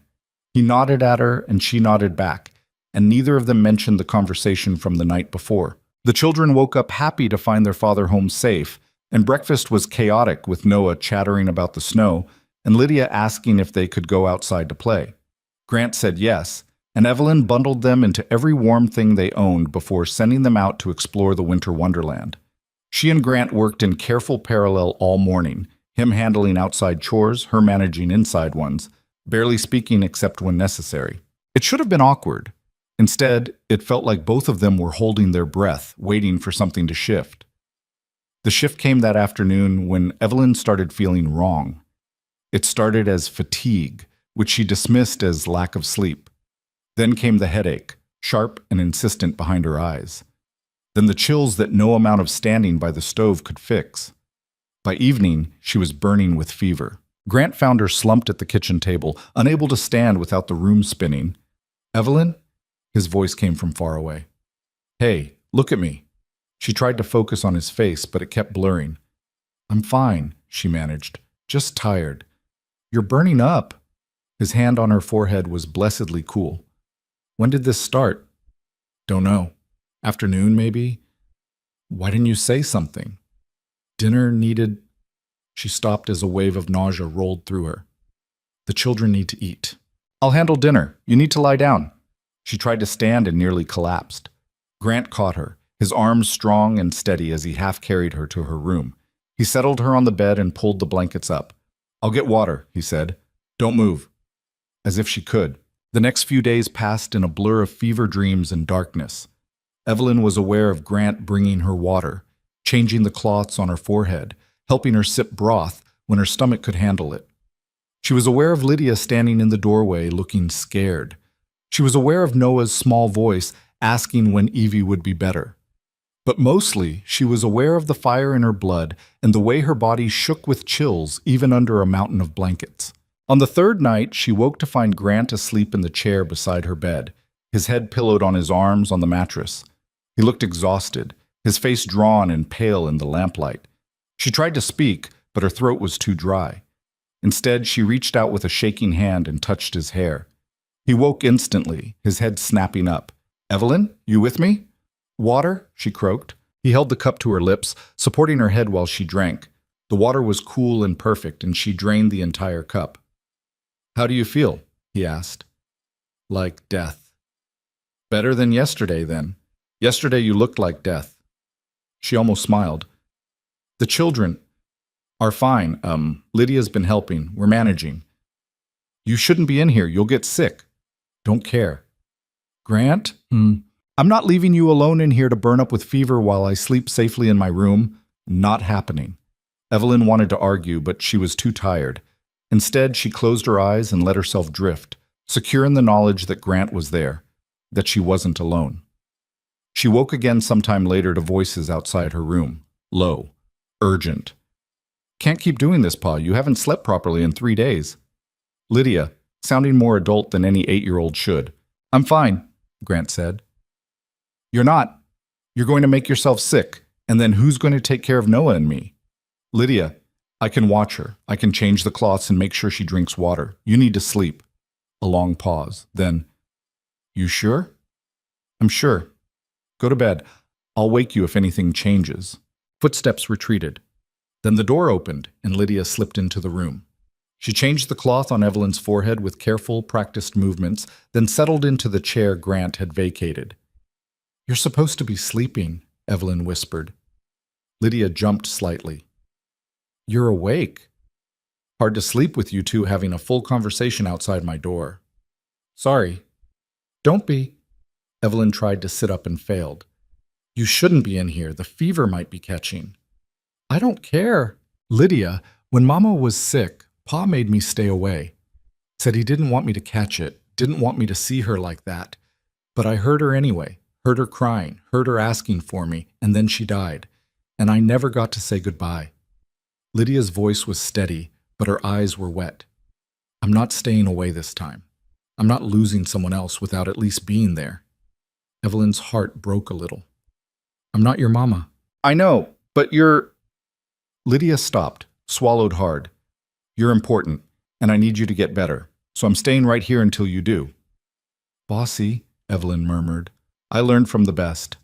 Despite everything, Evelyn smiled. Then the fever pulled her back under, and the world went dark again. She dreamed of Thomas, of the farm they'd shared, of the plans they'd made for a future that never came. But when she reached for him in the dream, his face shifted and changed, becoming Grant's face, Grant's eyes, Grant's voice telling her to stay. When she woke again, weak but clear-headed, the fever had finally broken. Recovery came slowly, measured in small victories that felt enormous. Sitting up without the room spinning, keeping down broth, then solid food, walking from the bed to the chair without Grant's arm around her waist. It took nearly 2 weeks before Evelyn felt strong enough to leave her room for more than a few minutes at a time. When she finally emerged fully dressed and steady on her feet, she found the house running with surprising efficiency. The dishes were clean, the floors were swept. Bread was rising on the counter. Lydia stood at the stove, stirring something in a pot with careful concentration. She looked up when Evelyn entered, and her face split into a genuine smile. "You're up," she said. "I'm up." Evelyn lowered herself into a chair, still not quite trusting her legs. "Who's been teaching you to cook?" "Pa." "And I remembered some of what you showed me. Lydia turned back to the pot. It's not as good as when you make it, but we haven't starved. I can see that. Noah came barreling in from outside, the cat at his heels, and stopped dead when he saw Evelyn. His eyes went wide. Evie! He launched himself at her, and she barely had time to brace before he crashed into her lap. You're better. I'm better, she confirmed, wrapping her arms around his small body.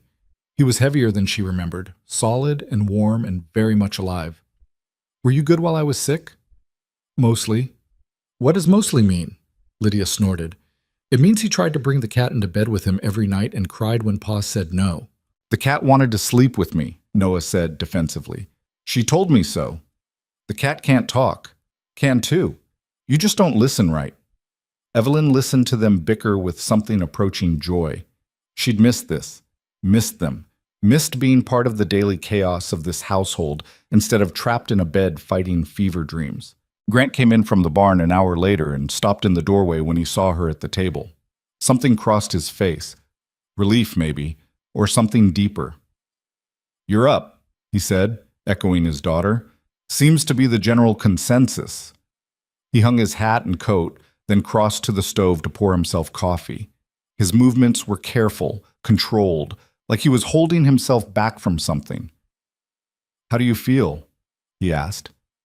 Weak, tired, but better. Good. That's good. The conversation felt stilted, formal, like they'd both forgotten how to talk to each other after those fevered nights when he'd sat beside her bed and she'd been too sick to maintain any kind of walls. Lydia looked between them, then grabbed Noah's hand. Come on, let's go check on the chickens. But I want to stay with Evie. Now, Noah? The children disappeared outside, and suddenly Evelyn and Grant were alone in the kitchen with too much silence between them. Grant sat down across from her, wrapping his hands around his coffee cup. I wasn't sure you were going to make it, he said quietly. The second night, when the fever spiked, I thought... He stopped, shook his head. Doesn't matter, you're okay now. Thanks to you. Lydia said you barely slept. Couldn't, not when you were... He stopped again, tried a different approach. When Caroline was sick, I let the doctor handle everything. Stayed away like I was supposed to. Let other people take care of her while I kept working, kept the ranch going, kept pretending everything would be fine. And then she died, and I realized I'd wasted the last weeks of her life hiding from what was happening. Grant! I wasn't going to make that mistake again. Wasn't going to let you fight alone while I stayed safely distant. Evelyn's chest felt tight. I'm not Caroline. I know, but you're... He met her eyes. You matter. To me. To the kids. And I needed you to know someone was there. That you weren't alone. I wasn't. You made sure of that. They sat in silence for a moment. Then Grant cleared his throat. While you were sick, I did a lot of thinking. About what I said before the fever hit. About asking you to stay. Evelyn's heart started beating faster. And I meant it. Every word. But I also realized I was asking you to make a decision about your whole life while giving you nothing in return except my word that things would work out. He set down his coffee cup. That's not fair to you.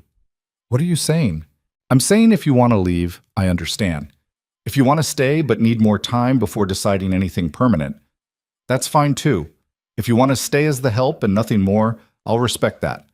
Whatever you need, Evelyn, I'm not going to pressure you into something you're not ready for. It was the right thing to say. The generous, understanding, perfectly reasonable thing to say. And it made Evelyn want to scream. What if I don't know what I need? She asked. Then we'll figure it out as we go. What if I'm scared of wanting this too much? Then I'll remind you every day that you're allowed to want things. What if I leave anyway? What if one morning I wake up and the fear is stronger than everything else and I just go? Grant's jaw tightened, but his voice stayed steady. Then I'll let you go. I won't chase you, won't guilt you, won't make the kids write you letters begging you to come back. You'll be free to leave whenever you want. Just like that? Just like that. Evelyn stared at him. You'd really let me walk away? I'd hate it. It would hurt like hell. But yes, I'd let you go. He leaned forward. Because keeping you here against your will, making you stay out of obligation or guilt, that's not what I want. I want you to choose this. Choose us. Choose me. And that means you have to be free to choose something else. The words settled between them, heavy with meaning. You're making it very hard to keep my walls up, Evelyn said quietly. Good. Your walls are exhausting. They keep me safe. From what? From being happy? From belonging somewhere? From getting hurt when it all falls apart? What if it doesn't fall apart? Everything falls apart eventually. Not everything. Grant reached across the table and took her hand. His palm was rough and warm against hers. Some things last. Some things are worth fighting for, even when you're scared. And I think this, us, this family, this life we're building is one of those things. Evelyn looked down at their joined hands. She should pull away, should maintain distance, should protect herself the way she'd learned to protect herself over the past 3 years. Instead, she held on. I don't know how to do this, she admitted. Do what? Trust that this is real, that you mean what you're saying, that I'm not just convenient. Then let me prove it to you. His thumb traced circles on the back of her hand. Stay. Give me time to show you that this isn't about convenience or gratitude or filling a gap Caroline left. Let me prove that I want you here because you're you, not because you're useful. How long? However long it takes. Evelyn wanted to believe him, wanted to let herself hope that this broken man and his grieving children and this falling apart ranch could be hers, that she could build something here that would last. But the fear was still there, whispering its familiar poison. I need to think, she said. Grant nodded and released her hand. Take all the time you need. Spring came gradually, melting the snow into mud and coaxing the first green shoots out of the frozen ground. Evelyn regained her strength slowly, taking on more and more of the household tasks until she was back to her normal routine. But something had shifted between her and Grant, something subtle but unmistakable. He touched her more now, a hand on her shoulder when he passed behind her chair, his fingers brushing hers when he handed her something, his palm on the small of her back when he guided her through a doorway. Nothing inappropriate, nothing the children would question, just small gestures that said, I see you, I want you, I'm here. And Evelyn, despite her best efforts, found herself responding, leaning into his touch, finding excuses to stand close to him, letting herself imagine what it would be like to stop fighting the pull between them. The children noticed the change too. Noah started calling Grant Pa and Evelyn Evie in the same breath, like they were a unit. Lydia watched them with knowing eyes, not saying anything but clearly seeing everything. It should have been perfect. Should have been the slow, natural progression towards something real and lasting. Then Grant announced they needed to go into town for supplies, and everything got complicated. I don't need to go, Evelyn said when he mentioned the trip. You can handle it. I want you to come. Why? Because you've been cooped up on this ranch for months. Because you might see something you need that I wouldn't think to buy. Because... He stopped. Tried again. Because I want people to see us together. There it was, the real reason. Grant, I know I'm pushing, but Evelyn, you can't hide on this ranch forever. Eventually you have to come to town, and people are going to talk either way. Might as well give them something accurate to talk about. You mean give them confirmation that the lonely widow is living in sin with the grieving widower? His face hardened. Is that really what you think this is? It's what they'll think. I don't care what they think. Easy for you to say. You're a man, a rancher. People respect you. I'm just what? Just me, large and plain and convenient. Grant crossed the room in 2 strides and gripped her shoulders, forcing her to look at him. Stop. Stop talking about yourself like that. You are not just convenient. You are not just anything. You're smart and strong, and you've kept this family alive, and anyone who can't see that is blind and stupid. The people in town can go to hell. I don't care what they think, and neither should you. But I do care, Evelyn said, because when they look at us together, when they see you with me, they're going to wonder what's wrong with you that you'd settle for someone like me. And eventually, you're going to start wondering the same thing. Grant's hands tightened on her shoulders. That's never going to happen. You can't know that. I can, because I've spent months watching you be amazing, and the only thing I wonder is what I did to deserve you walking into my life. Evelyn's eyes stung. You're just saying that. I'm saying it because it's true, and I'll keep saying it until you believe me. He gentled his grip. Come to town with me. Let people talk. Let them see that we don't care what they think. Show them that you belong here. She wanted to argue, wanted to refuse, but looking at Grant's face, at the determination and certainty there, something in her resistance crumbled. Fine, she said. I'll go. His face lit up. Yeah? Yeah, but if people are horrible, I'm leaving and you're not stopping me. Deal. Town was exactly as Evelyn remembered it. Dusty, small, full of people who had opinions about everything and everyone. They drove the wagon in on a Saturday morning, the children bouncing with excitement in the back. Noah hadn't been to town in months, and Lydia kept pointing out buildings and landmarks like she was giving a tour. Grant parked in front of the mercantile, then came around to help Evelyn down from the wagon. His hand stayed on her waist a moment longer than necessary, and she saw the exact moment when Mrs. Patterson across the street noticed. The woman's eyes went wide. Then her mouth pursed into a disapproving line, and she turned to whisper to her companion. It had begun. Inside the mercantile, Mr. Dawson greeted Grant warmly. Then his eyes landed on Evelyn, and his smile became slightly strained. Mrs. Mercer, didn't expect to see you. Mr. Dawson, Evelyn kept her voice neutral. We need supplies. Of course. Grant, you have that list? While Grant and Mr. Dawson discussed flour and nails and lamp oil, Evelyn wandered the store with the children. Lydia wanted fabric for a new dress. Noah wanted candy. Evelyn found herself drawn to a bolt of blue calico that would make nice curtains for the kitchen. She was running her hand over the fabric when she heard the voices behind her. Shameful is what it is. Living there for months now, I heard. And him with 2 young children in the house. Someone should say something. Evelyn's hand stilled on the fabric. She didn't turn around, didn't acknowledge that she'd heard, just stood very still while the women's voices continued their poison. I mean, look at her. What could Grant possibly... Convenience, obviously. She keeps house and he doesn't have to pay her. I heard she showed up out of nowhere, just appeared one day and moved right in. Probably saw a grieving widower and decided he'd be easy prey. Evelyn's vision went white at the edges. Her hands clenched into fists. Excuse me? The women turned and Evelyn saw their faces go pale as they realized she'd been standing right there the whole time. Did you need something? Evelyn asked, her voice deadly calm. We were just spreading vicious gossip about people you don't know and situations you don't understand. Now see here, No, you see here. Evelyn stepped closer.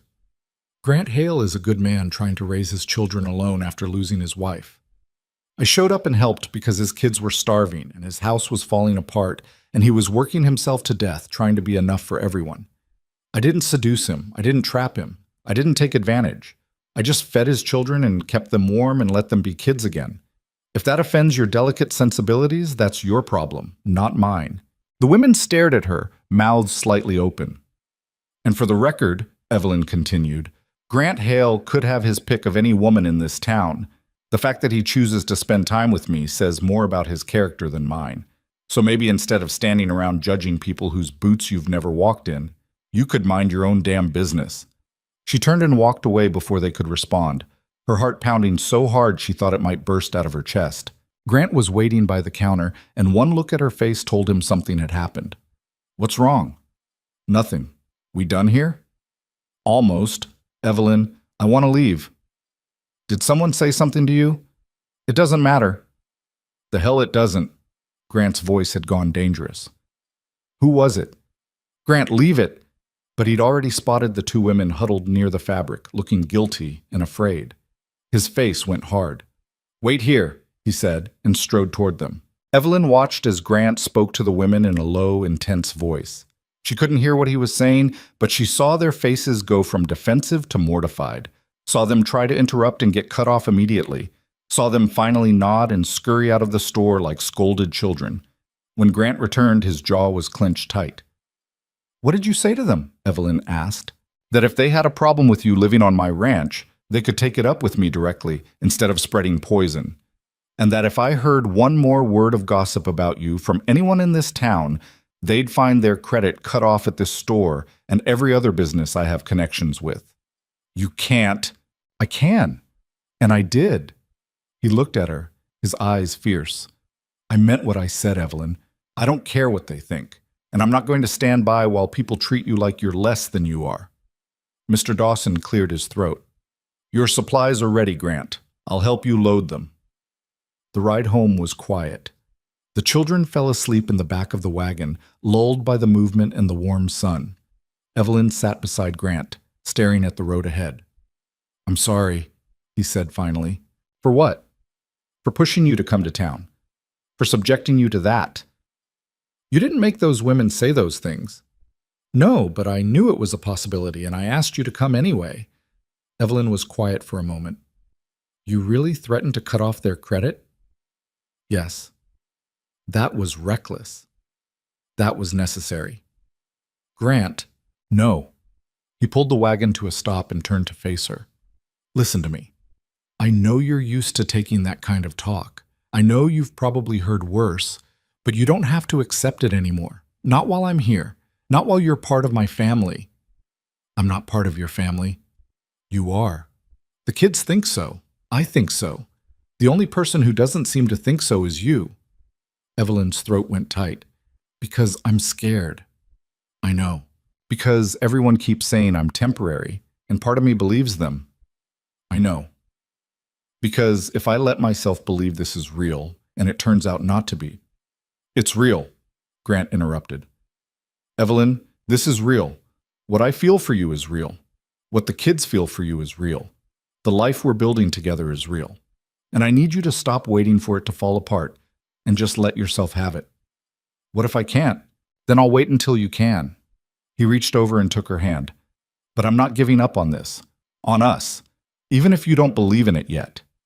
Evelyn looked at their joined hands, then up at his face, at the certainty and determination there, at the man who defended her without hesitation, who'd chosen her over the approval of his entire town, who kept showing up day after day proving that she mattered.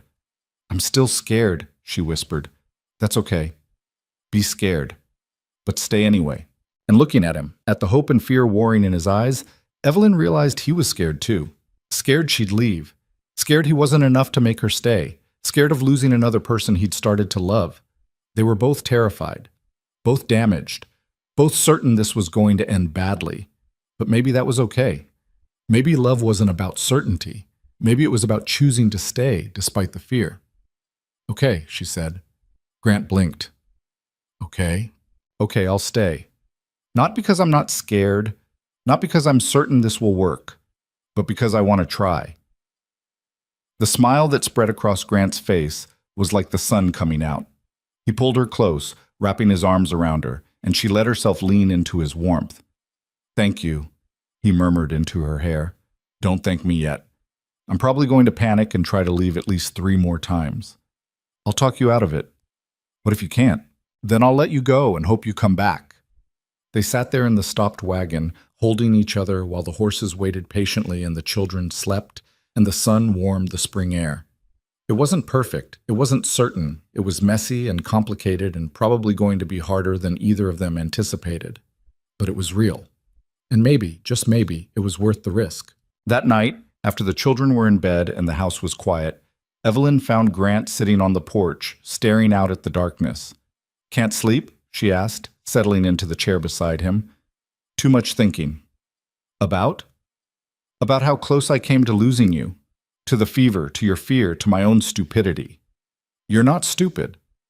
I asked you to stay without giving you any reason to trust that I meant it. That was pretty stupid. Evelyn was quiet for a moment. You know what scared me most about being sick? What? That I'd die and you'd all be okay. That you'd bury me and move on and I'd just be a footnote in the story of this family. The woman who helped for a while and then disappeared. Grant turned to look at her. That's not what you are to us. I know that now. But at the time, lying there in the fever, I was so afraid that I didn't actually matter. That I was just filling space until something better came along. There is nothing better. There's just you. The simple certainty in his voice made her chest ache. Grant, I need to tell you something. What? When Thomas died, I thought my life was over. I thought the only good thing I'd ever have was gone. And all that was left was surviving until I could join him. I stopped wanting things, stopped hoping, just moved from place to place, working where I could, never staying long enough to care or be cared about. And now? Now I'm terrified because I want things again. I want to wake up in this house every morning. I want to watch Lydia grow up and teach Noah to read and sit on this porch with you every night. I want this life so much it scares me. Grant reached over and took her hand. Then take it. It's yours. We're yours. However imperfect and messy and uncertain it all is. Evelyn looked down at their joined hands, then back up at his face. There's something else. What? Earlier in town, when you defended me like that, when you threatened those women and didn't care what it cost you. She stopped, took a breath. That's when I realized I'm in love with you. The words hung in the air between them. Grant's grip on her hand tightened. Say that again. I'm in love with you. Probably have been for a while. I just didn't want to admit it because admitting it makes it real, and real things can hurt you. Evelyn? I'm still scared. I'm probably always going to be a little scared. But I'm done running. I'm done protecting myself from getting hurt by refusing to let myself have anything good. So yes, I'll stay. Not just for a while, for as long as you'll have me. Grant pulled her out of her chair and into his lap, his arms wrapping around her like he was afraid she'd disappear. I love you too, he said roughly. Have for weeks now, maybe longer. I just didn't know how to tell you without scaring you off. I was already scared. I know, but you stayed anyway. He pulled back to look at her.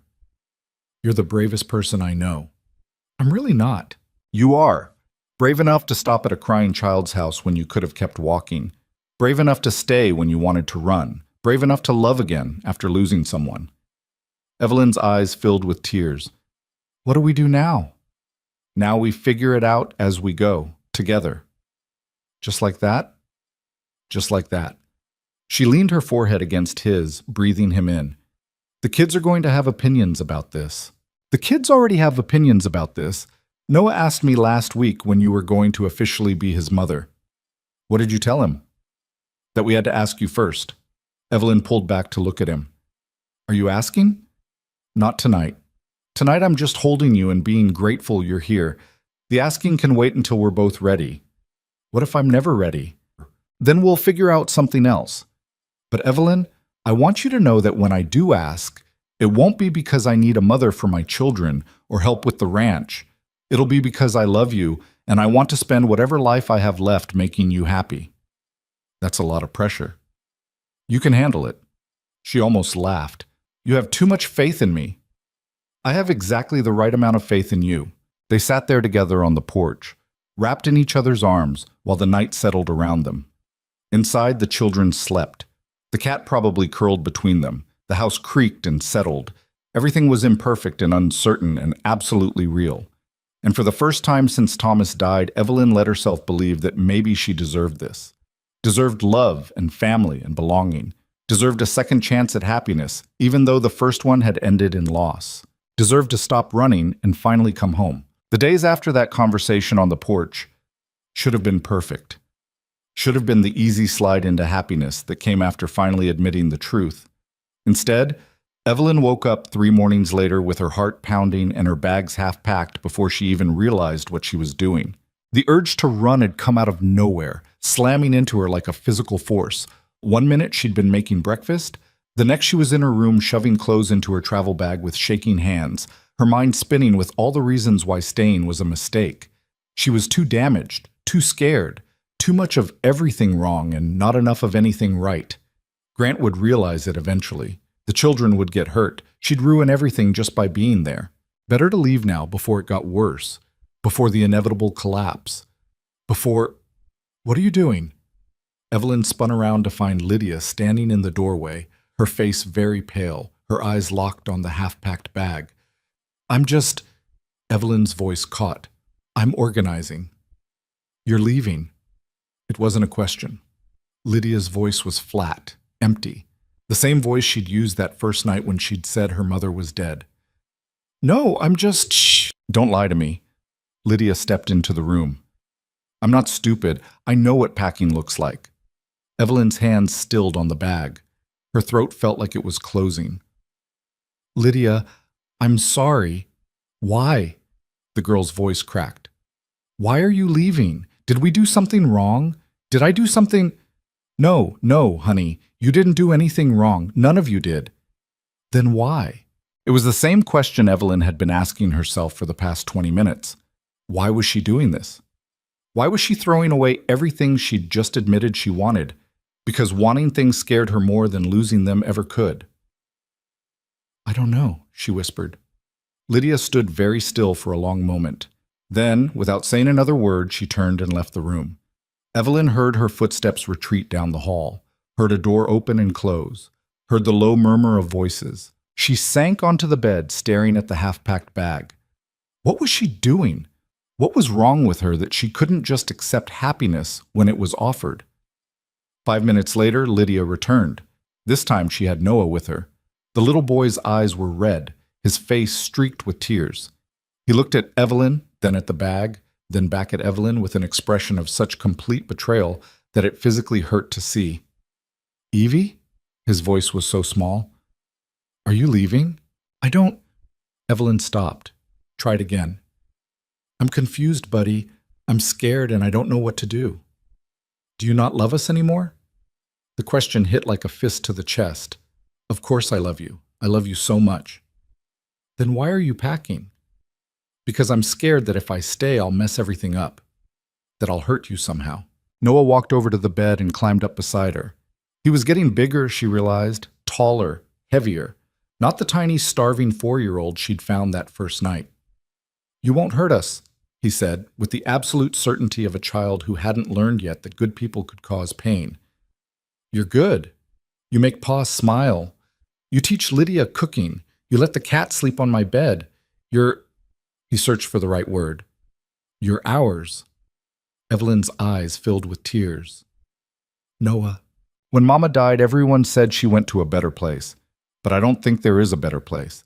I think she just went away and we got left behind. His small hand found hers. If you leave, it'll be like that again. Like someone we love just decided we weren't good enough to stay for. That's not... Evelyn's voice broke. That's not why I'd be leaving. You're more than good enough. You're perfect. I'm the one who's not... Stop! Lydia's voice cut across the room like a whip. Just stop saying that about yourself. Evelyn looked up to find the girl standing with her arms crossed, her face set in an expression that looked eerily like Grant's when he was angry. You've been here for months, Lydia continued. Months of taking care of us, feeding us, teaching me things, making Noah laugh, making Pa look alive again. And the whole time you've been waiting for us to realize you're not good enough. Like we're all just too stupid to see what you think is so obvious about yourself. That's not It is, and I'm tired of it. I'm tired of watching you be amazing and then talk about yourself like you're worthless. I'm tired of seeing Pa look at you like you hung the moon and you act like he must be confused or lying. I'm tired of you getting ready to run every time something good happens. Evelyn flinched. I'm sorry. I don't want you to be sorry. I want you to stay. For real. Not just until you get scared again. Not just until you convince yourself we'd be better off without you. I want you to stay because you actually want to be here. I do want to be here. Then prove it. Lydia's voice wavered slightly, the first crack in her armor. Unpack the bag, come have breakfast. Stop waiting for everything to fall apart and just be here with us, please. The word hung in the air. Please. The same word Lydia had said that first night when she'd finally admitted she couldn't do everything alone. The same desperate, honest plea from a child who'd already lost too much. Evelyn looked at Noah's tear-stained face, at Lydia's fierce, frightened expression, at the bag sitting open on the bed, half full of clothes she'd packed in a panic. She'd told Grant she was done running, but here she was, bags packed, ready to bolt at the first sign of fear.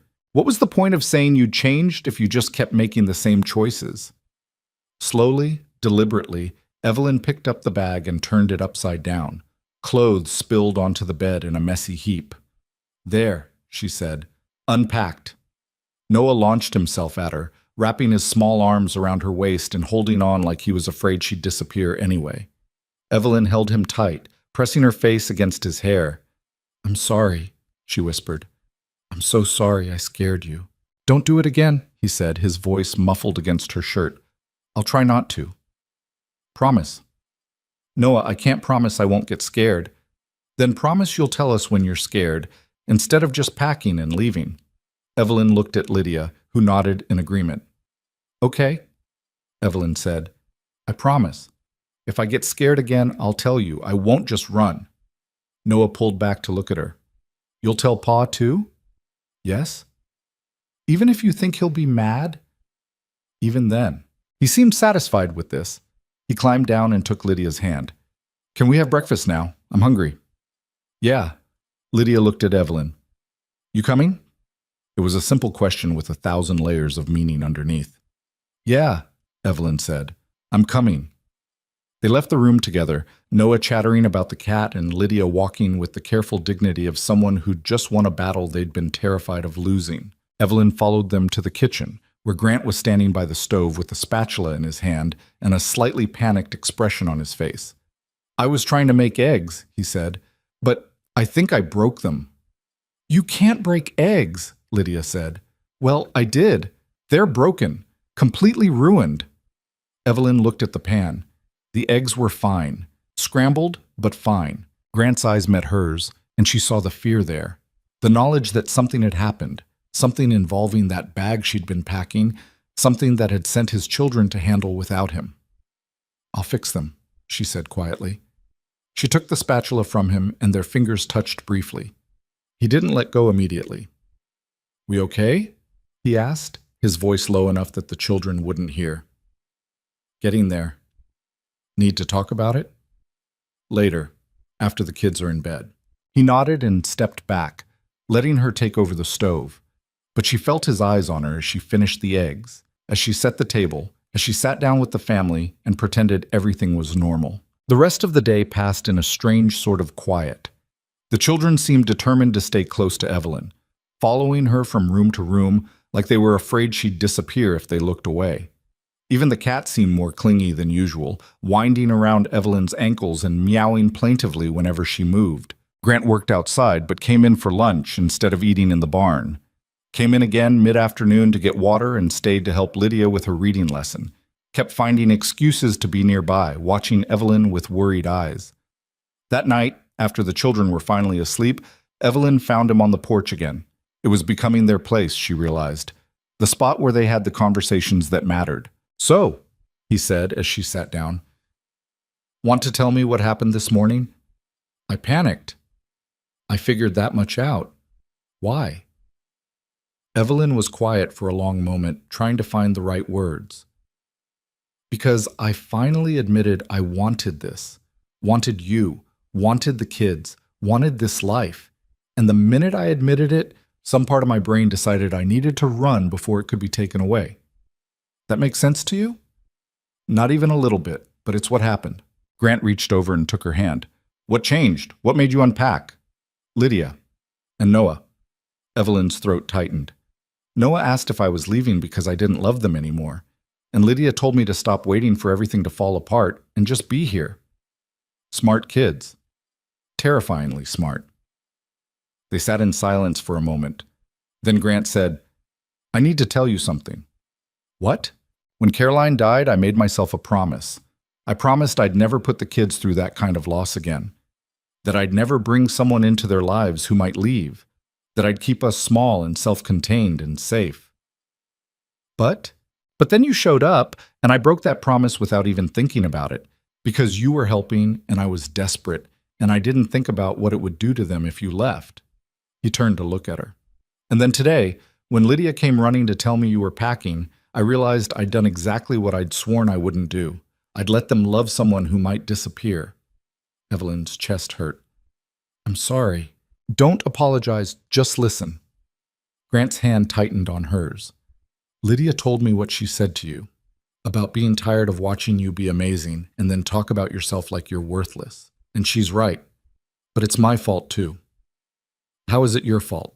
Because I've been so focused on not pushing you, on giving you space and time and freedom to choose, that I haven't actually told you what you mean to us, haven't made it clear that you're not just someone we're tolerating until something better comes along. You're the person we want, the person we chose, the person we love. Grant, let me finish. Took a breath. Evelyn Mercer, you are stubborn and sharp-tongued, and you have terrible self-esteem, and you panic at the worst possible times. You're also the strongest, kindest, most frustratingly brave person I've ever met. You saved my family, not by being perfect, not by knowing all the answers, just by showing up and refusing to leave even when leaving would have been easier. Evelyn's eyes were burning. I almost left today. But you didn't. You unpacked. You stayed. And that matters more than the fact that you got scared in the first place. What if I get scared again? Then we'll deal with it, together, the way families do. The word settled between them.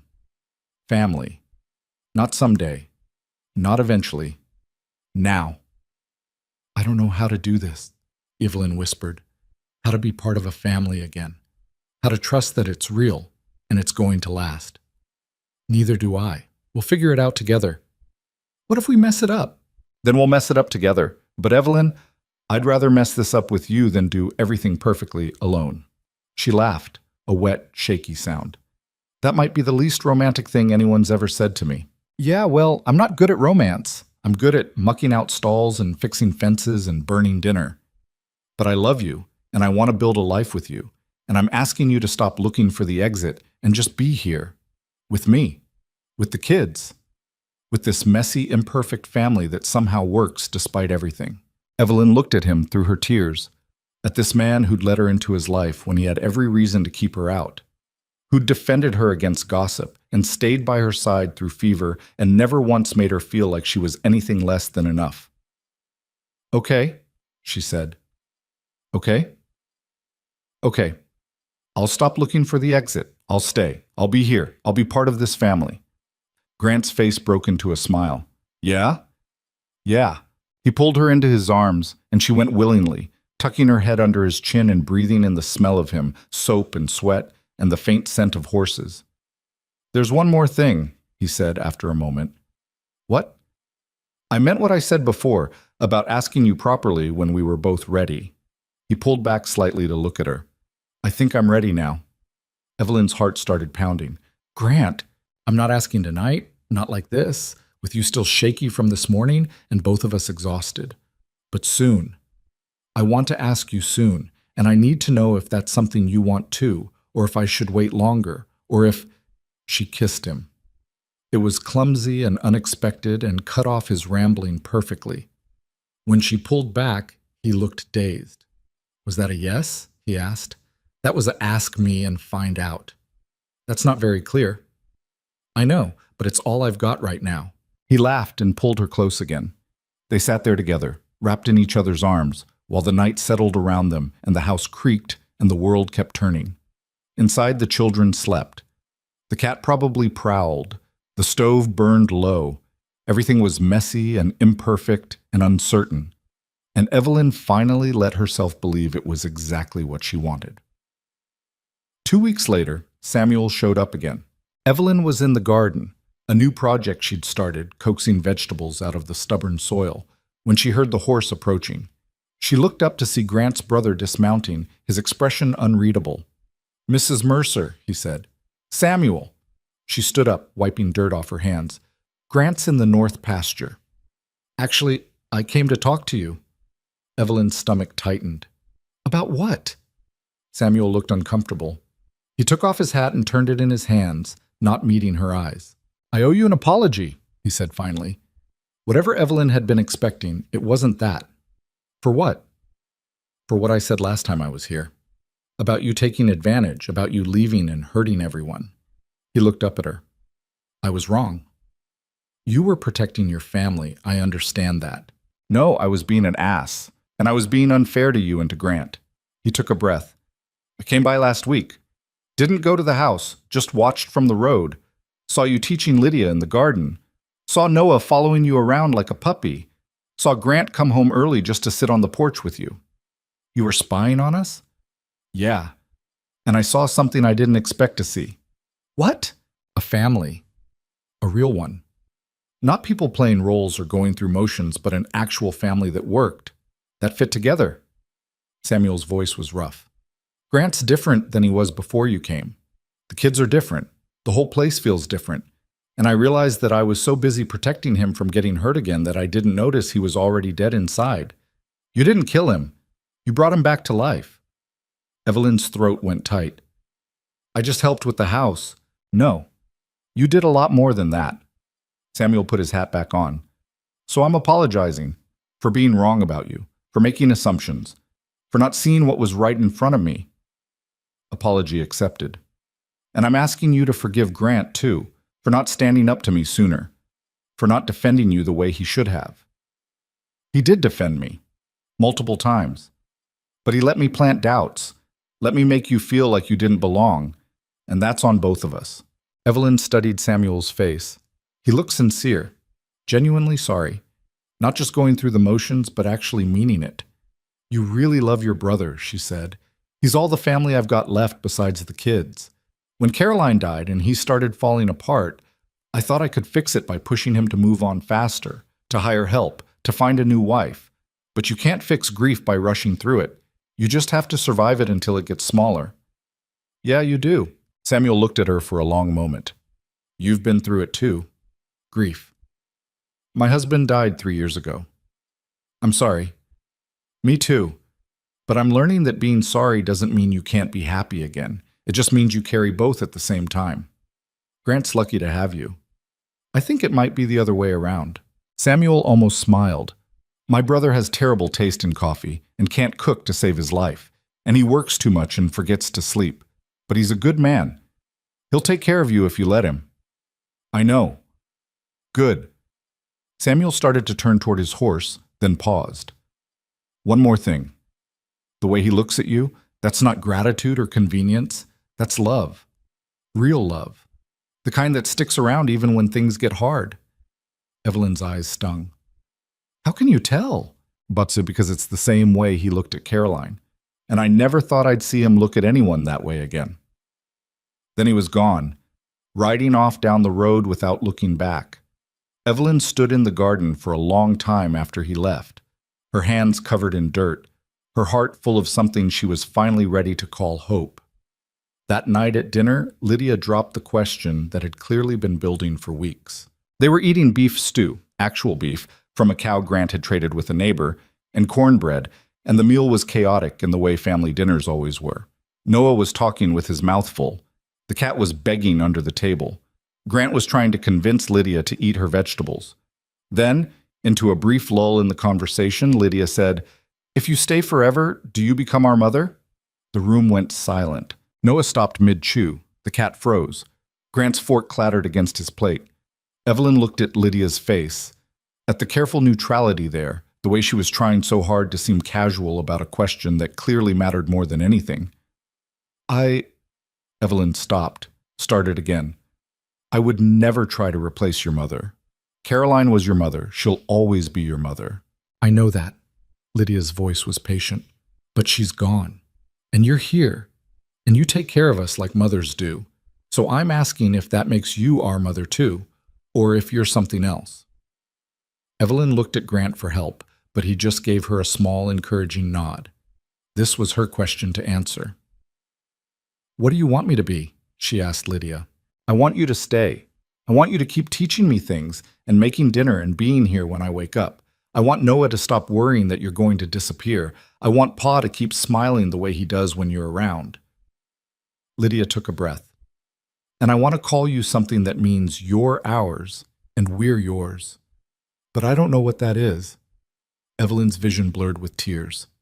What if I'm not good enough at it? What if I mess up? Everyone messes up. Mama messed up sometimes too.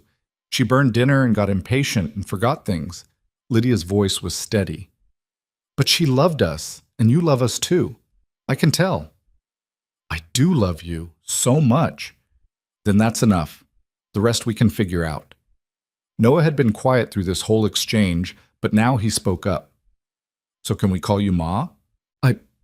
Evelyn looked at their faces. At Lydia's careful hope, and Noah's open expectation, and Grant's barely contained emotion. If that's what you want, if that feels right to you, then yes. Noah beamed. Ma. I like it. It's shorter than Evie anyway. Lydia's face broke into a smile that transformed her whole face. Ma it is then. Just like that? It was decided. Evelyn was Ma. Not Mother, which belonged to Caroline. Not Evelyn, which was too formal for family. Just Ma. Simple and perfect and theirs. Grant reached across the table and took Evelyn's hand. His eyes were wet, and when he spoke his voice was rough. "Welcome to the family," he said. Later that night, after the children were asleep and the dishes were done and the house had settled into quiet, Grant found Evelyn standing at the window of her room. She still thought of it as her room, even though she knew that was about to change. "You okay?" he asked from the doorway. "I don't know. I think so. Maybe." "That's convincing." She turned to face him. "Your children just decided I'm their mother. That's huge. That's permanent. That's scary? Terrifying. Good thing you're brave then." "I'm not brave. I'm terrified and second-guessing everything and wondering if I'm about to ruin their lives." Grant crossed the room and took her hands. "You know what Lydia told me tonight after we tucked them in?" "What?" "She said she was glad Caroline was her mama, but she was also glad you're her ma, because it means she gets to have two people who love her instead of just memories of one." Evelyn's breath caught. "She said that?" "Word for word. And then she asked if you were going to marry me so it would be official." "What did you say?" "I said I was working on it." Despite everything, Evelyn laughed. "Working on it? Well, I can't exactly propose without a ring, can I?" "You don't need a ring." "Maybe not, but I want to do this properly. Want to give you something that says, I thought about this, I planned for this, I want this to be real and permanent and official." Evelyn looked up at him. "You really want to marry me?" "More than I've wanted anything in years. Even though I'm difficult and scared and I panic and try to run. Even though. Maybe even because of it. Because it means when you choose to stay, I know it's real. I know you mean it. I do mean it. I'm done running. I know. But I also know you're going to have days when you're tempted. Days when the fear gets loud again. And I want you to know that when those days come, we'll get through them together. You, me, and the kids. As a family." "A family?" Evelyn repeated softly. "I haven't had one of those in a long time." "Well, you do now, for keeps." He kissed her then, slow and sweet and full of promise. When they pulled apart, Evelyn was crying again, but this time it didn't feel like sadness. It felt like release, like finally letting go of all the fear and doubt and self-hatred she'd been carrying for 3 years. "When are you going to ask me?" she said. "Officially?" "When I have a ring, when the moment's right, when I can do it without the kids interrupting or the cow needing milking or the stove catching fire." "So never then." He laughed. "Probably, but I'll do my best." The moment came 3 weeks later on an ordinary Tuesday that had nothing special about it except that it was theirs. Grant had gone into town alone that morning, saying he had business to take care of. He came back around noon with packages he wouldn't let anyone see and a secretive smile that made Noah suspicious and Lydia knowing. That evening, after dinner, he asked Evelyn to walk with him. They left the children with strict instructions to stay inside and walked out to the small rise behind the house, where you could see the whole ranch spread out below. The sun was setting, painting everything gold and orange and red. "This is where I used to come," Grant said quietly, "after Caroline died. When I needed to think or cry or just be alone for a minute. Why are we here now?" "Because this is where I realized I was ready to stop being alone." He turned to face her. "I came up here about a month after you arrived. Stood right here and tried to convince myself that having you in the house was temporary, that I shouldn't get attached, that I was just using you for help and it didn't mean anything more than that. But even then, I knew I was lying to myself. Because when I thought about you leaving, when I tried to imagine the house without you in it, it felt wrong, empty, like losing Caroline all over again, except different. Because losing Caroline was losing my past. Losing you would be losing my future." Evelyn's throat tightened. "Grant, let me finish. I'm not good at this, and I practiced what I was going to say, and if I stop now, I'll forget it all." He took a breath. "You walked into my life at the worst possible time. I was broken, and my kids were barely surviving, and my house was falling apart, and I had nothing to offer you except hard work and uncertainty. You should have kept walking, should have left us to our mess. But you didn't. You stayed. You fed my children and warmed my house, and somehow made a family out of 4 people who'd forgotten how to be one. I didn't do it alone. No, you didn't. We all did it together. But you're the one who made it possible. You're the one who showed up when we needed someone and then kept showing up every day after. You're the one who taught Lydia to laugh again and gave Noah something to hold on to and reminded me what it felt like to want to come home. He reached into his pocket and pulled out a small wooden box. This isn't fancy. It's not gold or diamonds or anything that cost more than I could afford. It's just a ring that belonged to my grandmother, who spent 50 years married to a man she met when she was 16 and loved until the day he died. My mother gave it to me years ago and told me to save it for someone special, someone who'd understand what it meant. He opened the box. Inside was a simple silver band with a small blue stone set in the middle. Evelyn Mercer, you are stubborn and scared, and you don't believe you deserve good things, even though you're one of the best people I know. You drive me crazy and make me laugh, and you love my children like they're yours, and somehow you made me believe in second chances. He dropped to one knee. Will you marry me? Will you stay here and be part of this family and let me spend the rest of my life trying to make you as happy as you've made us? Evelyn looked down at him, at this man who'd seen her at her worst and chosen her anyway, who'd defended her against gossip and stayed by her side through fever and never once made her feel like she was less than enough. Yes, she whispered. Yeah? Yes. I'll marry you. I'll stay. I'll be yours and you'll be mine, and we'll figure out the rest as we go. Grant's face broke into a smile so wide it looked like it hurt. He stood up and slipped the ring onto her finger. It was slightly too large, but she didn't care. And then he was kissing her while the sun set behind them and the ranch spread out below, and somewhere in the house their children were probably watching through the window. When they finally pulled apart, Grant was laughing. What? Evelyn asked. I was so nervous, practiced that speech 20 times. Was sure I was going to mess it up. You did fine. I forgot half of what I meant to say. The important parts made it through. He kissed her again, softer this time. I love you. I love you too. They stood there for a while, wrapped in each other's arms, watching the last of the sun disappear. Then they walked back to the house hand in hand, ready to tell the children that their family was about to become official. Lydia took one look at Evelyn's face and said, He asked? He asked. And you said yes? I said yes. Noah whooped and launched himself at them both, nearly knocking them over. The cat yowled in protest at the commotion. Lydia tried to maintain her dignity for about 3 seconds before giving up and joining the hug. They stood there in a tangle of arms and tears and laughter, 4 people who'd been broken and lost and had somehow found each other and built something new. It wasn't perfect. It would never be perfect. There would be hard days ahead, days when Evelyn got scared again. Days when the children missed Caroline. Days when Grant worked too much and forgot to talk. Days when money was tight and the ranch was struggling and nothing seemed to go right. But they'd face those days together, as a family. And that made all the difference. The wedding happened 6 weeks later in the parlor of the ranch house with just the children and Samuel as witnesses.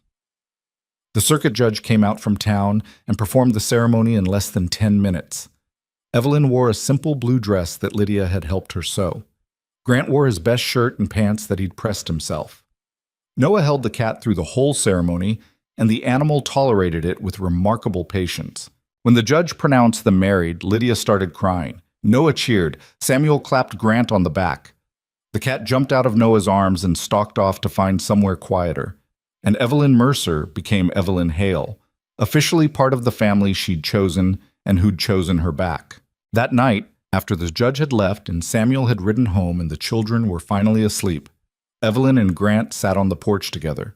She was wearing the ring that had belonged to his grandmother. He had his arm around her shoulders. Everything was quiet and still and perfect in its imperfection. We did it, Grant said. We did. You're stuck with us now. I know. No more running. No more running, Evelyn agreed. Then, softer. Thank you. For what? For seeing me, for wanting me, for giving me a reason to stop being afraid. Grant pulled her closer. Thank you for staying, for choosing us, for being brave enough to let yourself have this. They sat in comfortable silence for a while. Then Evelyn said, You know what's strange? What? That first night, when I heard Noah crying and stopped at your house, I almost kept walking. I was so close to just ignoring it and moving on. What made you stop? I don't know. Maybe I was just tired of running. Maybe some part of me knew I needed this as much as you did. Or maybe it was just chance, luck, being in the right place at the wrong time. Or the wrong place at the right time. Or that. She smiled. Either way, I'm glad I stopped. Me too. From inside the house came a small sound. Noah, probably having a dream. A moment later, footsteps. Lydia getting up to check on her brother. The soft murmur of voices. Then silence again. They're good kids, Evelyn said. They're your kids now too. Yeah, they are. It still felt strange to say it. Strange, but right. Like a truth she'd been denying for months finally being spoken aloud. Grant stood up and held out his hand. Come on, Mrs. Hale. Let's go to bed. Mrs. Hale, Evelyn repeated, testing the name. That's going to take some getting used to. You've got the rest of your life to practice. She took his hand and let him pull her to her feet. They stood there for a moment, looking out at the ranch that was now legally hers as much as his, at the land they'd worked together, the life they'd build together, the future they'd face together. It wasn't the life she'd planned. It wasn't the life she'd thought she deserved, but it was hers. And that was more than enough. Years later, when people asked how she and Grant met, Evelyn would tell them the simple version, that she was passing through and heard a child crying and stopped to help, that she stayed longer than planned, that they fell in love and built a life together. She never mentioned the fear, the running, the way she'd packed her bags and nearly left.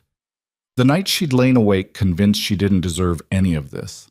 Those parts were private, sacred, the struggles that made the happiness worth having. But sometimes, when Lydia brought her own children to visit, or when Noah told stories about growing up on the ranch, or when she and Grant sat on the porch watching the sunset, Evelyn would remember. Would remember being the woman who walked past crying children because getting involved wasn't worth the risk. Would remember choosing to stop, choosing to help, choosing to stay even when staying was the scariest thing she'd ever done. Would remember learning that belonging wasn't something you earned through perfection. It was something you claimed by showing up, doing the work, and letting yourself be loved despite all the reasons you thought you shouldn't be. And she'd look at the life she'd built, messy and imperfect and absolutely real, and think that maybe, just maybe, the best things in life were the ones that scared you most. The ones that required you to be brave enough to stop running and let yourself be caught. The ones that started with a crying child and a stranger at the door and a choice to stay instead of go. The ones that taught you that family wasn't about blood or perfection or knowing all the answers. It was about showing up, staying, loving people through their worst moments and letting them love you through yours. It was about being brave enough to want things again, to hope again, to believe that even broken people could build something beautiful together. And in the end, that was the only story that mattered. The story of a widow who stopped running and found home.